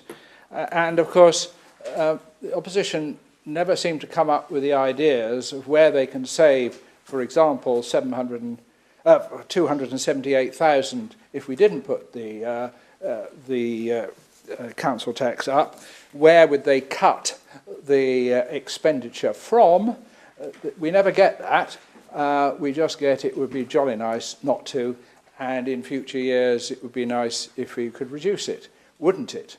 But someone has got to come up with an alternative budget, and I don't think for many years, and I've been on this council for some time, have we actually had an alternative budget that the opposition has put forward. Now, I'm not encouraging them to do so next year, but who knows? But it's great to come up with these remarks about wouldn't it be nice if. We've got to actually get to the facts about how that can actually happen. I would like to congratulate the portfolio holder and the executive and all the officers for their combined efforts to ensure that we have a balanced budget, and I will most definitely be supporting it. Thank you. Thank you, Councillor Goodrich. Councillor Ramsdale. Thank you, Mr. Mayor. I find myself in a very unusual situation on this particular item. I find that Councillor Hyman and I are in complete agreement that we've got two excellent budgets and no need of massive change. I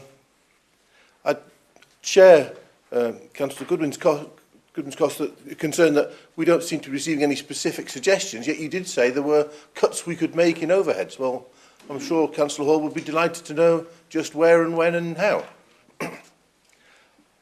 Personally, I'd like to particularly thank you for the reminder about this great project at Memorial Hall. And in particular, for me, personally, the Gostree Centre is moving out of a very cramped, rundown state in the centre of town out to this fantastic hall with excellent facilities. Gostree Centre, when I used to take my mother there, it was a one-way road full of minibuses and parked cars, and you were sort of driving down, struggling to get someone who didn't know quite why she was there or was where she was going into this little pokey hall, and then going back to your car to find if you weren't blocking somebody else in, then you were blocked in and you were reversing out onto a main road to get out. Compared to the hall, where you've got a nice one-way system round, drop-off, massive open space, which was largely unused during the daytime when the elderly people will be there, because its principal use is for junior people and sporting activity. And Councillor Hyman, you must have forgotten what you'd just been told.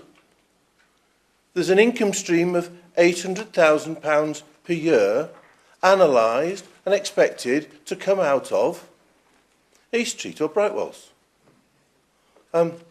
Very convenient to forget things like that. But thank you very much, Mr. Mayor. I'm totally in support of this budget. I'd like to congratulate the portfolio holder on he's achieved, and Mr Clark and Mr Vickers. In particular, for the head of the service, I'd like to thank him for the improvements he's made to our benefits service. I understand there's a budget saving for next year of £70,000, having applied systems thinking, I believe, was the analysis. And I believe that that can be commended to other parts of the council to have a look-see on how they could apply it. And as you said, Councillor Hall, fantastic news on the generation of income, and it's good to see that we'll be adding the Brightwells development to that. So thank you very much, everybody. Thank you, Councillor Ramsdale. Councillor Frost. Thank you very much indeed, Mr Mayor. Thank you for your comments, Mr Hyman. Those I heard. And particularly that you thought it was a nice, balanced budget. Then you proceeded to actually knock down all the achievements that this council had made to get there. And it would be nice if we have an achievement that you and your group could in fact support. And as somebody who was involved about 20 years ago, it must be, it seems like 90, in choosing the developer for the East Street scheme, I am absolutely thrilled that we're going to be getting on with it. And it's the positives out of it we need to look at. There'll be a lot of negatives because somebody will ring up and say, I'm sure that tree's got a TPO on it, or I'm sure this and I'm sure that. But at the end of the day, it is going to benefit the town. It won't please everyone. Nothing in Farnham ever pleases everybody, but at least it will be there and we will have an achievement. And I hope I'm still around for the opening. However, the budget's a good one. And I think we need to look at some of the things in the budget. And what I like about the budget is that all the ONS committees have had an opportunity to put in their voice and to say what they think. And we seem to have glossed over the fact that despite this very difficult time financially, we are still supporting with grants our voluntary organisations. And that's not a statutory duty for us, but we're still doing it, and we should be very proud of ourselves that we're still managing to achieve this. The Housing Subcommittee, the ONS, which I vice-chair, has worked extremely hard on various things, including customer satisfaction and the repair service, and we have worked well with the tenants panel and tenants and everybody there to achieve something that we think is going to be great. And the redevelopment that is taking place at Oxford Ridge is another great thing that we have done. And we must not forget how good we've been, because we've all worked at it, and sometimes we have to make decisions which we would prefer not to make because they're difficult. But that's our job. That's why we're elected. That's why we're here. So thank you, Executive. Thank you to all of those on the ONS committees who have played their part. And thank you, Mr. Hyman, for acknowledging it is a good budget. Thank you, Mr. Mayor. Thank you, Councillor Frost. Councillor Band. Thank you, Mr. Mayor. I'd like to join in the congratulations of the Executive and the officers in producing this balanced budget. It's a major challenge, and it's a challenge that we recognised in the Value for Money ONS meetings. What we also recognised, and though it's not reported here, that the future years were likely to be even greater challenge. And in that context, the news on Brightwells is immensely rewarding because it clearly will close one of the major gaps which has been projected in future years in terms of the general fund revenue stream. And I think we need to congratulate the strategy which this council and administration has adopted in the way it has dealt with the new homes bonus. Many councils have taken the New Homes Bonus as a substitute for revenue support grant and put it supporting their revenue costs. This council and this administration has gone another route and put it decidedly aside to support capital projects which lead to revenue streams in their own right. And I think the way that we have seen this significant elimination and now a negative prospects of a negative revenue support grant, and the Treasury also cutting back on some of their promises on the New Homes Bonus, only reinforces what a wise and prudent decision that was to deal with the New Homes Bonus in that particular way. I also think in terms of the HRA, our villages, our towns are beginning to benefit, not only from the work which our developers do, but from the housing that our own construction work is putting in place. In my particular parish, Wannish, which includes Shamley Green, this administration, by the end of this financial year, will have built 11 new affordable houses. This is the first time affordable houses in this village have been created in the last 20 years. It's a notable achievement, and I congratulate the administration on what they're doing. And in closing, Mr. Mayor, I cannot help but believe I should congratulate the new Deputy Leader, Councillor Hall, and thank the past Deputy Leader, Councillor Tom Martin, for the work he's done for this administration up to now. Thank you, Mr. Mayor. Thank you, Councillor Band. I next have Councillor King. Thank you very much indeed, Mr. Mayor.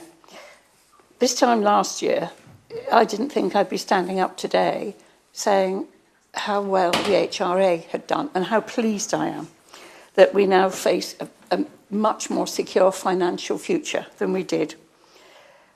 This hasn't been achieved easily. It's been hard work. We've restructured. We haven't finished yet. We're still restructuring. The teams have worked phenomenally hard. We've managed to keep our salary bill exactly the same as last year, which is quite some achievement. But this has all been achieved by an awful lot of hard work by people who I'd like to acknowledge. And at the risk of sounding a bit like an Oscar speech, I'd particularly like to single out Peter Vickers and his finance team, because they've had to really get to grips this year. Well, and in the past, but particularly so this year, with change of staff in actually helping to really direct and drive the HRA. I'm pleased that we're going to be able to return to bathroom and kitchen replacement works, which will help to keep us on the decent homes trajectory that we were on before the government reduced our finances by the 1% reduction in rent for 4 years. So hopefully that will now be in a good place to be. The new homes delivery will continue under Louisa Blundell and her team, and they're to be congratulated, as Councillor Band has said, on actually delivering some really super new homes of good design and good quality. Our tenants all deserve decent homes. They deserve healthy homes to live in, and hopefully that is what we are trying to achieve. And I would like to thank particularly Hugh Wagstaff, who heads our team of the housing team, because he's done a tremendous amount of work this year. He's very driven, and it's been wonderful, and I appreciate it most sincerely. Thank you, Mr. Mayor. Thank you, Councillor King. Councillor Follows, I think you wish to speak. Thank you, Mr. Mayor, for the councillors. I'll just try and keep this very short, and I would absolutely hate to offend Councillor Frost or any others for any appallingly youthful grandstanding, so I'll try and keep it to a minimum. As a new member, I've spent some time with senior officers to make sure I was as much up to speed as possible with this in the light of my fairly recent election, and I just want to thank them immensely for their time and for their patience with, no doubt, some extremely silly questions from me in the last couple of days. Challenging financial circumstances, robust and prudent. I was generally afraid the leader was about to say strong and stable, so I'm really pleased you didn't.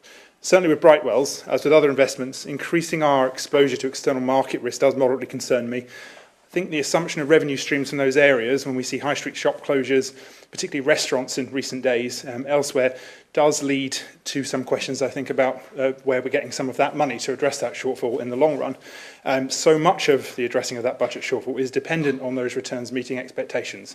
I think that's something that, although I agree it's good that we're making those investments, and it does seem to be quite solid, it is something that we've got to keep an eye on and continue to monitor. Let's be fair, local government is squeezed by 1,000 cuts at the moment, and we are today having to raise council tax here, as has been done in Surrey and in Godalming Town Council. The cause of that squeeze actually comes from national government in many different forms, and it's all contributing to the situation that we are now in all levels of local government. With the exception of 6 Farnham residents and myself, all of you are members of that party, and you all stand for and get elected from that party. Every Surrey MP represents that party. There's a risk of further austerity in policies. Risk looms large over this budget and in the future, which we need to make sure we address.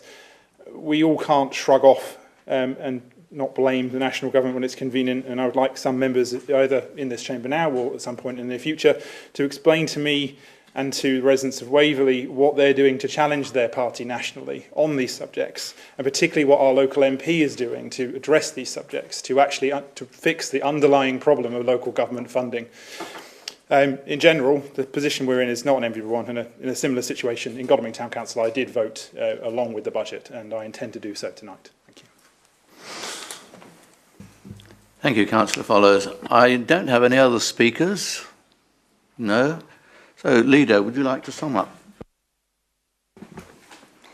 Mr Mayor, thank you. I think the majority of questions that were raised by Councillor Hyman earlier have been covered by other members, so I will keep it very, very brief. The Section 151 officer, Mr Clark, is bound under statute to issue a supporting statement when we submit our budget, and he needs to be able to, in that statement, make the assurance and assertion that the budget before people is prudent and robust. And this budget before you gives that assurance. Therefore, I commend the budget to Council. Thank you.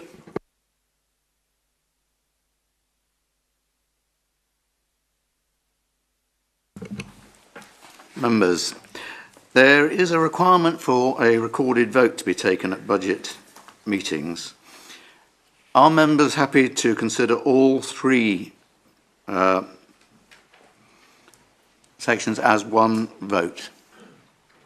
Very right. Can I invite anyone who wishes to vote against any or all of the recommendations to indicate? Are there any abstentions?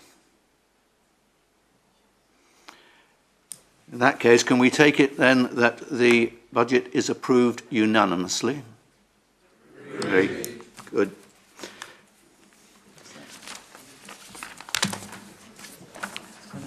That was easier than I was expecting. Please now return to the agenda and item 9. The report of the remuneration panel. The report of the independent remuneration panel is attached at page 83. Do I have any speakers? Councillor Hyman. Thank you. Very briefly, I don't think there's any reason to object to this, but I do understand that the 3 gentlemen who do this for us are volunteers, and I'd just very much like to thank them for what they do. Mr McLennan, Neil McLennan and Ken Kent and Robert Mattock, and just like to say thank you very much indeed to them. I take it that's on behalf of other members, so we don't need 57 people to say the same thing. Thank you, Mr Mayor. Thank you, Councillor Hyman. Nobody else? In that case, there is one recommendation that the report be considered and accepted. Is that agreed? Agreed. So, moving on to item 10, minutes of executive and committees. Minutes of the Leader of the Council to present, please. Mr Mayor, thank you. I'm pleased to present the minutes of the executive held on the 6th of February, and I believe I have a seconder. Pleased to second, Mr Mayor.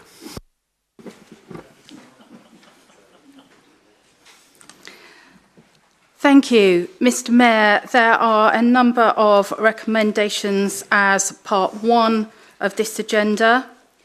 And the first item, which is item 92, which is the financial strategy, has actually been dealt with as part of the overall budget that came to members earlier this evening. So I move to item 93, which is the Treasury Management Framework, and I believe Councillor Hall wishes to speak to that item. Thank you. Thank you, Leader. Thank you, Mr Mayor. The Treasury Management Framework is actually fairly straightforward. It's the way in which we manage the Treasury, and what we're required to do every year is to have the framework reapproved. Unfortunately, this has been delayed by central government, so what we're proposing to do is to approve the previous years once again, and then when the changes come out, these will be brought to Council in due course.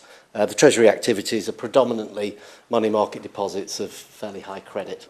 There's nothing particularly complex about them. Thank you, Mr Mayor. Are there any other speakers on this?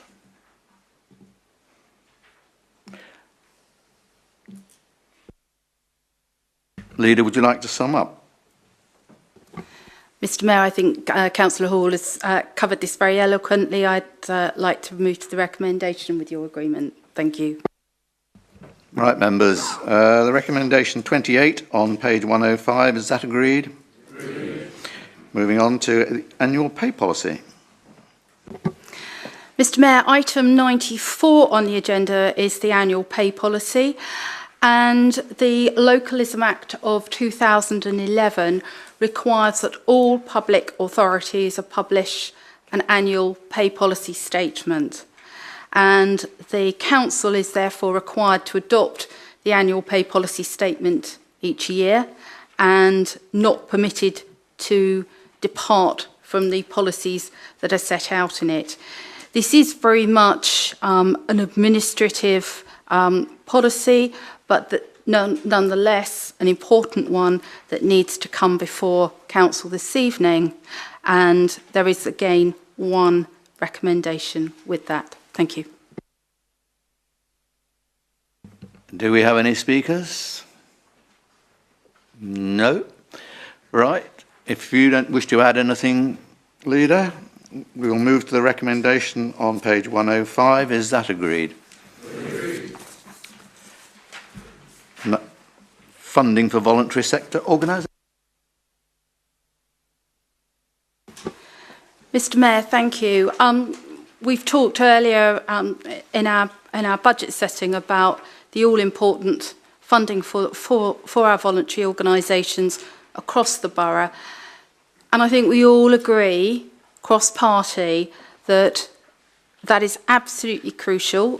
Councillor Frost said that we are not bound by statute to fund these organisations, but I think it's worth recognising, and I'm sure that we all do, and you'll all join with me in thanking all the organisations in the borough for all the hard work that they do in providing so many important services to our residents, many of whom are isolated or vulnerable, and without whom those all-important services, you know, they just mean so much to them. So it's really important that we continue with the excellent work that goes from our community team and from the portfolio holders who work with those organisations. My thanks also to all the officers who work so hard.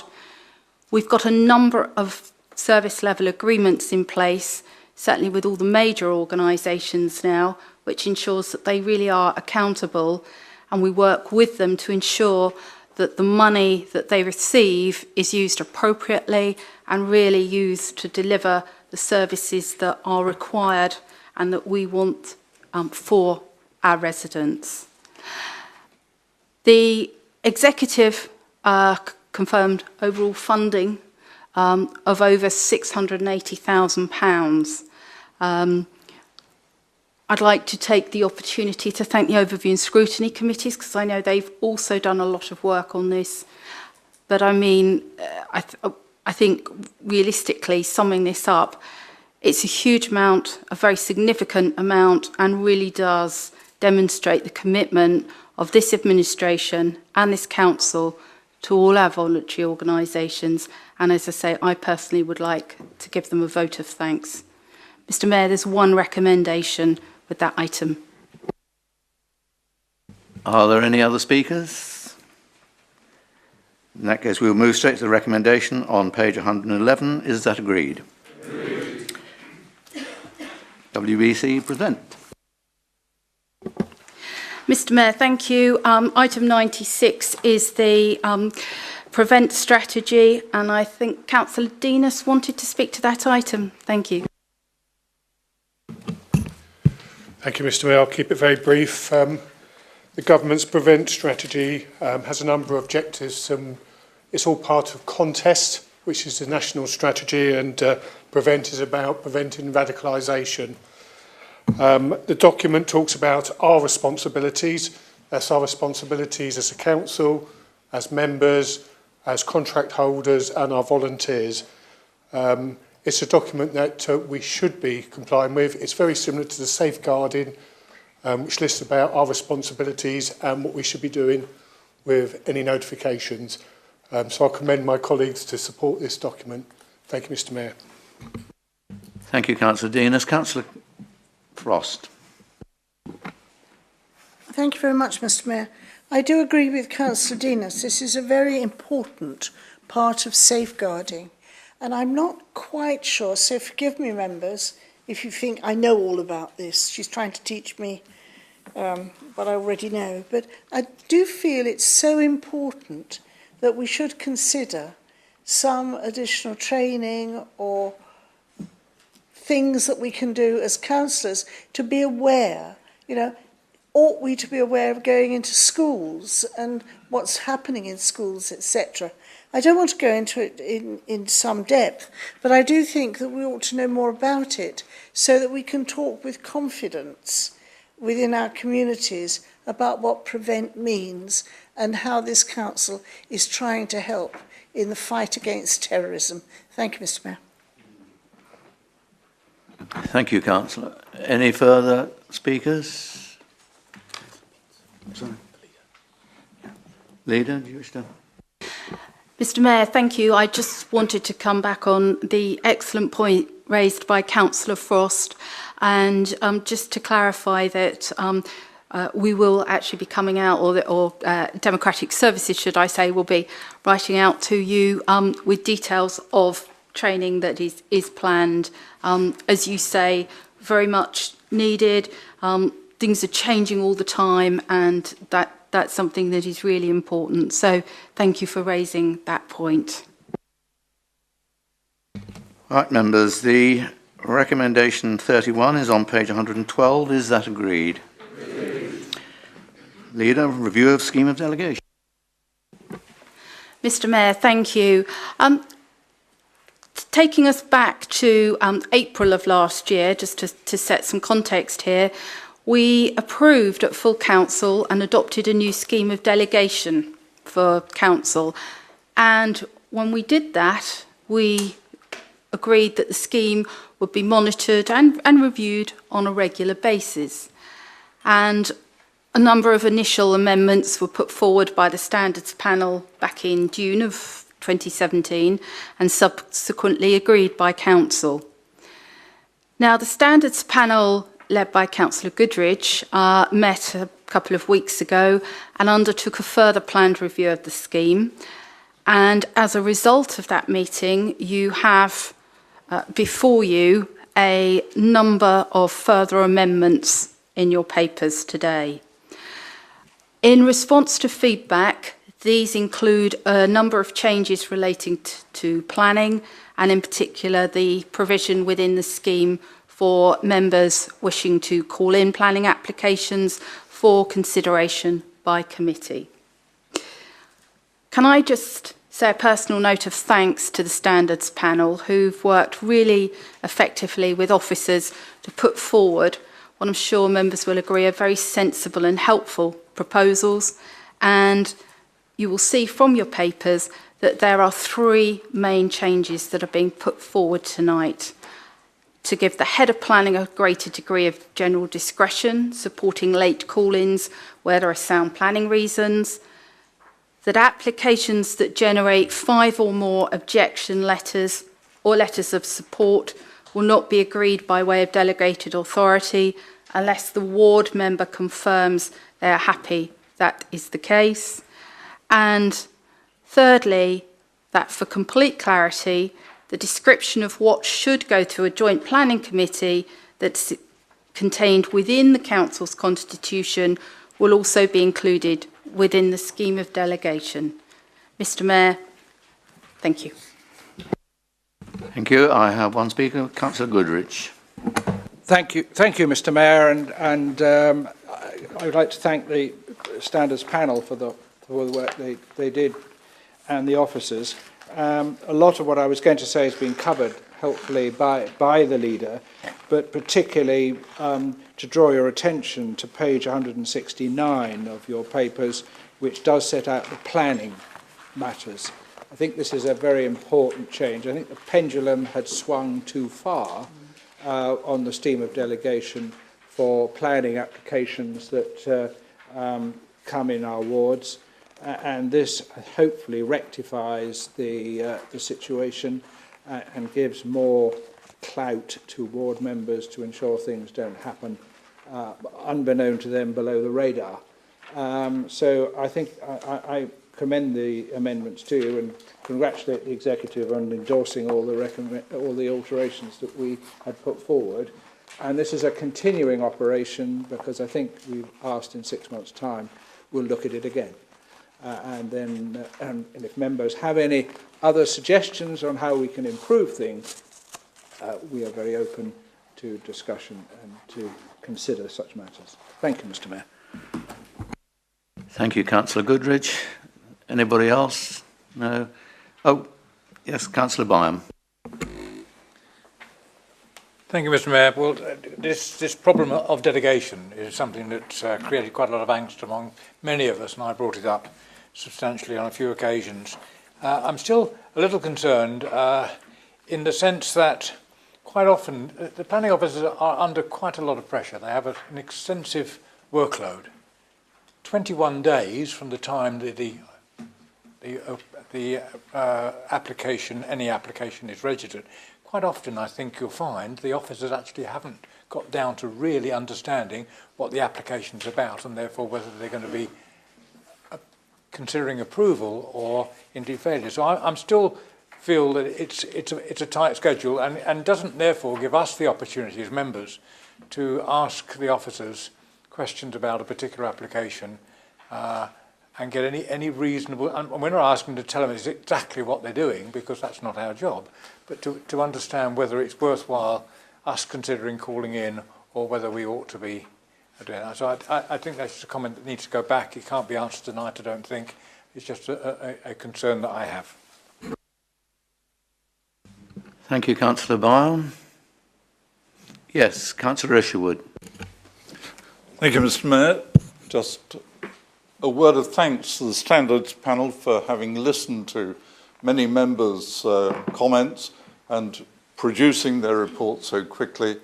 I think it's an outstanding report, and I'm most grateful to the Standards panel. Thank you. Thank you. Leader, do you wish to add anything? No. In that case, we will move to the recommendation 32 on page 113. Is that agreed? Agreed. Good. We now move on to part 2 items. Item 100 on page 114. Councillor Forozeski.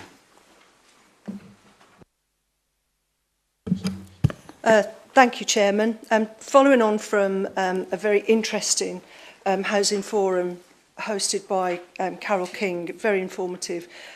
Myself and a few other colleagues were at an event yesterday in Guildford, which was, it's the Surrey Community Housing Partnership, and it's looking at community-led housing through a community land trust. And it struck me that what this was all about was people who aren't entitled to social housing but can't afford market housing and getting together and trying to solve their own problem. And now with the register, I was just wondering if there was any merit in how we can get that message across, because I know it was mentioned in the forum yesterday that Hazelmere has created a community group and a community land trust, and it might be of value to have some joined up thinking so they know this register is available and can make best use of it. Thank you, Mr. Mayor. Thank you, Councillor Forozeski. And Don't sit down. Item 101, page 114, litter and dog fouling. Thank you, Mr. Mayor, and it won't come as any surprise to any of you that I was going to comment on this, because I get a little bit tired of responsible dog owners paying the price for the irresponsible ones. I walk about 20,000 steps every single day, and whilst I do come across the odd dog mess, I come across a lot more litter, and I would like to see litter being more at the top of the agenda than dog fouling, because what we do about people driving in their cars just discarding litter through their windows, and I think it's an appalling disgrace of bad manners. And I just worry a little bit that it's a bit of an easy target here, and I know that it's going to be looked at in some detail, but I don't want this to be seen as a form of clamping on dog owners, and that we make money out of it. It's about getting the message out there, sending the right message out there. And it could be that we do more to target people who drive down, as Smithwood Common Road, the other side is littered of it. I've been behind drivers and they've just rolled down their windows and discarded rubbish at their will. And this is people of varying ages. It's not kids being badly behaved, it's adults disregarding their environment, and I think a clampdown is necessary, but I think we should get our priorities right as to where the real problems are. Thank you, Mr. Mayor. Thank you, Councillor Forozeski. We'll move on to item 102 on page 115, Way Hill Car Park. Councillor Round. Thank you, Mr. Mayor. I'll try and be brief. I often speak about car parking. This time it's not to say I hate it, but to support this proposal, this decision that has been made. Way Hill Fairground Car Park is an eyesore. Although people don't like paying to park, I'm sure even in Havesmere people accept that probably most of the commuters who park there come from way outside Havesmere, and if you want information, outside the borough too. Provided, I hope that we can ensure that parking for the local shop workers is either zero as now or as close to that as possible. I'm pleased also to note in some of the supporting papers that the resurfacing of Way Hill Car Park, which is why we're doing this, will not prejudice any innovative future development plans that may emerge, finally, as a result of neighbourhood plans. But my main point here is to make a plea regarding I support the deregistration process that we're going to go through. And as part of that, one offers another piece of land to take the place of the common land we're deregistering it. And it's the choice of this other piece of land that I would plead with those who execute this decision to think again and hopefully consult locally. This other piece of land is already accessible by the public in that it's unfenced, but no one ever goes there because it's pretty difficult. It's a rubbish piece of near vertical, scrubby tree and bramble-covered land that is very difficult to foresee any use of it in the future at all, I'm afraid. It's far better, in my opinion, and those of others in Havesmere, to revert to the plan in 2012 to swap the land for the town meadow in Tanners Lane. Everyone, including I understand us here in Waverey, wants to keep it green, and common land status would help that. The fact that there is already public access need not, I understand, be a deal stopper. I understand that the inspector in these matters has a great deal of discretion. It also doesn't have to be next door, although in fact that land in Tanners Lane is nearer by car than is the proposed piece of land. Above all, may I plead that those who prosecute this, before we part with the fee of £4,900, consult locally as required and recommended by Annex A to the guidance for Section 16 of the Commons Act 2006. Thank you very much. Please consult. Thank you. Thank you, Councillor Round. And item 106 on page 116, Councillor Forozeski, waste contract. Chairman, Mr Mayor, thank you. I know this is an exempt item, so I won't stray off the subject. But on behalf of the task group, I would like to thank our advisors and the officers, Richard and Calvin and his team. They've done a really excellent job. In particular, Fiona Cameron, that I'm sure my fellow colleagues will agree, done an absolutely brilliant job. And she put together a first-class report that I think puts forward the recommendations very, very clearly. A tremendous amount of work led us to our conclusions. Waste is a universal service that affects every resident in Waverley. It's a high-performing, it's high quality, and we don't want that to change. So I hope the recommendations that we put before you can be taken forward and that you will carry on the good work of making sure that the Borough of Waverley is served at its best, and we keep up the good work of providing one of the very best services that Waverley does at the moment. Thank you, Mr Mayor. Thank you. Well, I have no further speakers in part two. Leader. Mr Mayor, thank you. I too, if I may just come back briefly on a couple of the items raised in part two. Thank you from all of the executive for the excellent work done by the Overview and Scrutiny Committee, looking at the waste and the waste contracts, and that's given us some real help in terms of a way forward. Councillor Round talked at length about Way Hill, and I would like to reassure him that we are planning to meet with the Town Council, with the Town Clerk, and have made contact with the Town Council so that we can have a discussion as he's asking. Obviously, we're being given advice about the common land and so forth, but that's probably a conversation for another day. And to Councillor Foroszewski's comments about the planned work in terms of enforcing on dog fouling and litter. I know whenever I'm on the doorstep talking to residents, two of the biggest issues they have are dog fouling and litter. It's something people see, it's something they don't like. If you've got young children, the issues that it can raise are horrendous, and it's antisocial behaviour. So we are going to be taking a zero tolerance approach to this. We're not going to go the route, as Councillor Foroszewski so eloquently put it, of clamping, but we will look at ways to deal with this, and we will be going out to consultation across the spring to actually understand where a lot of the real areas of key issue are, and make sure that we can start to shape the proposals, as I say, with input from members and from our residents in the local community.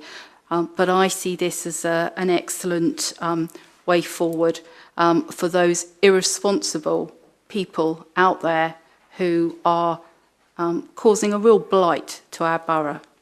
Mr Mayor, that concludes my summing up. Thank you. Thank you, Leader. Are they agreed? Item 11, minutes of the Licensing and Regulatory Committee. Councillor Patricia Ellis to present.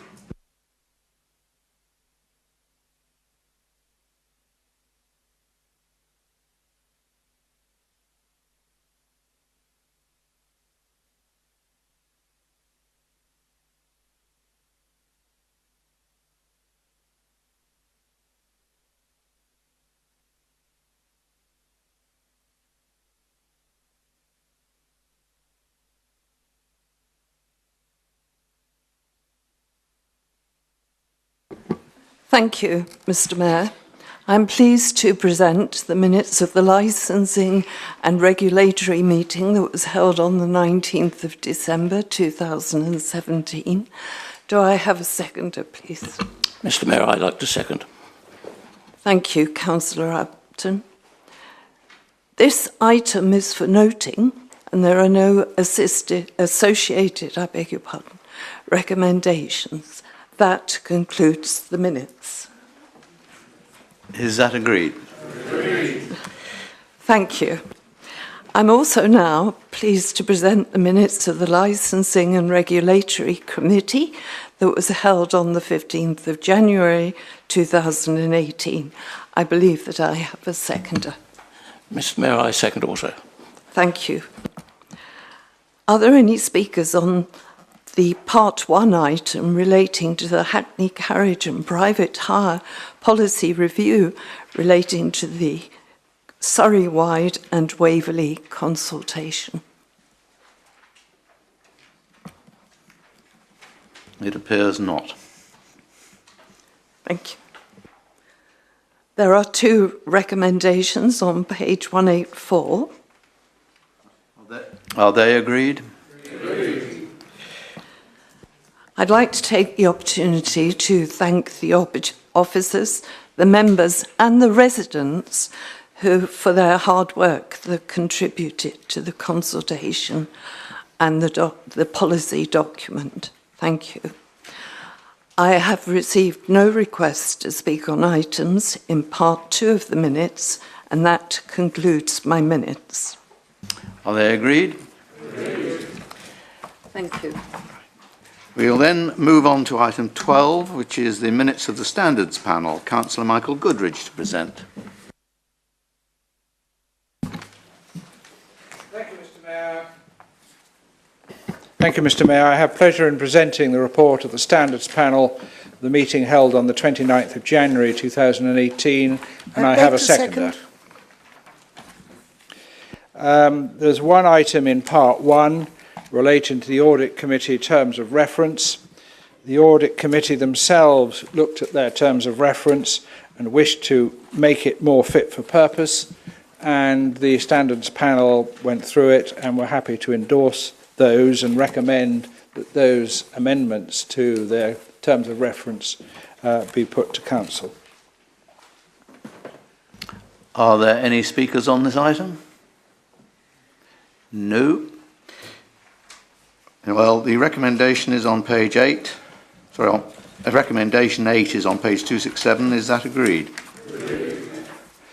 Thank you, Mr. Mayor. There are two matters in Part 2, one of which, of course, we've dealt with under the executive report.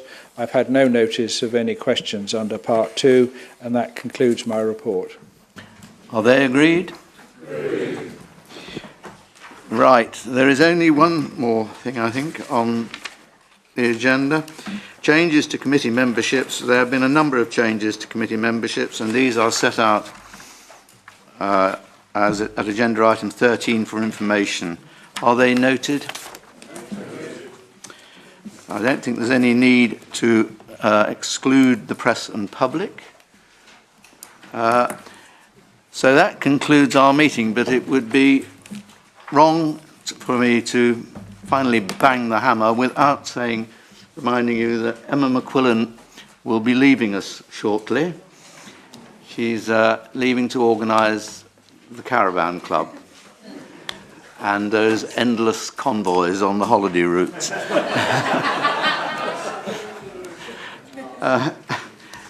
Emma, I'm sure we all wish you the very best, and thank you.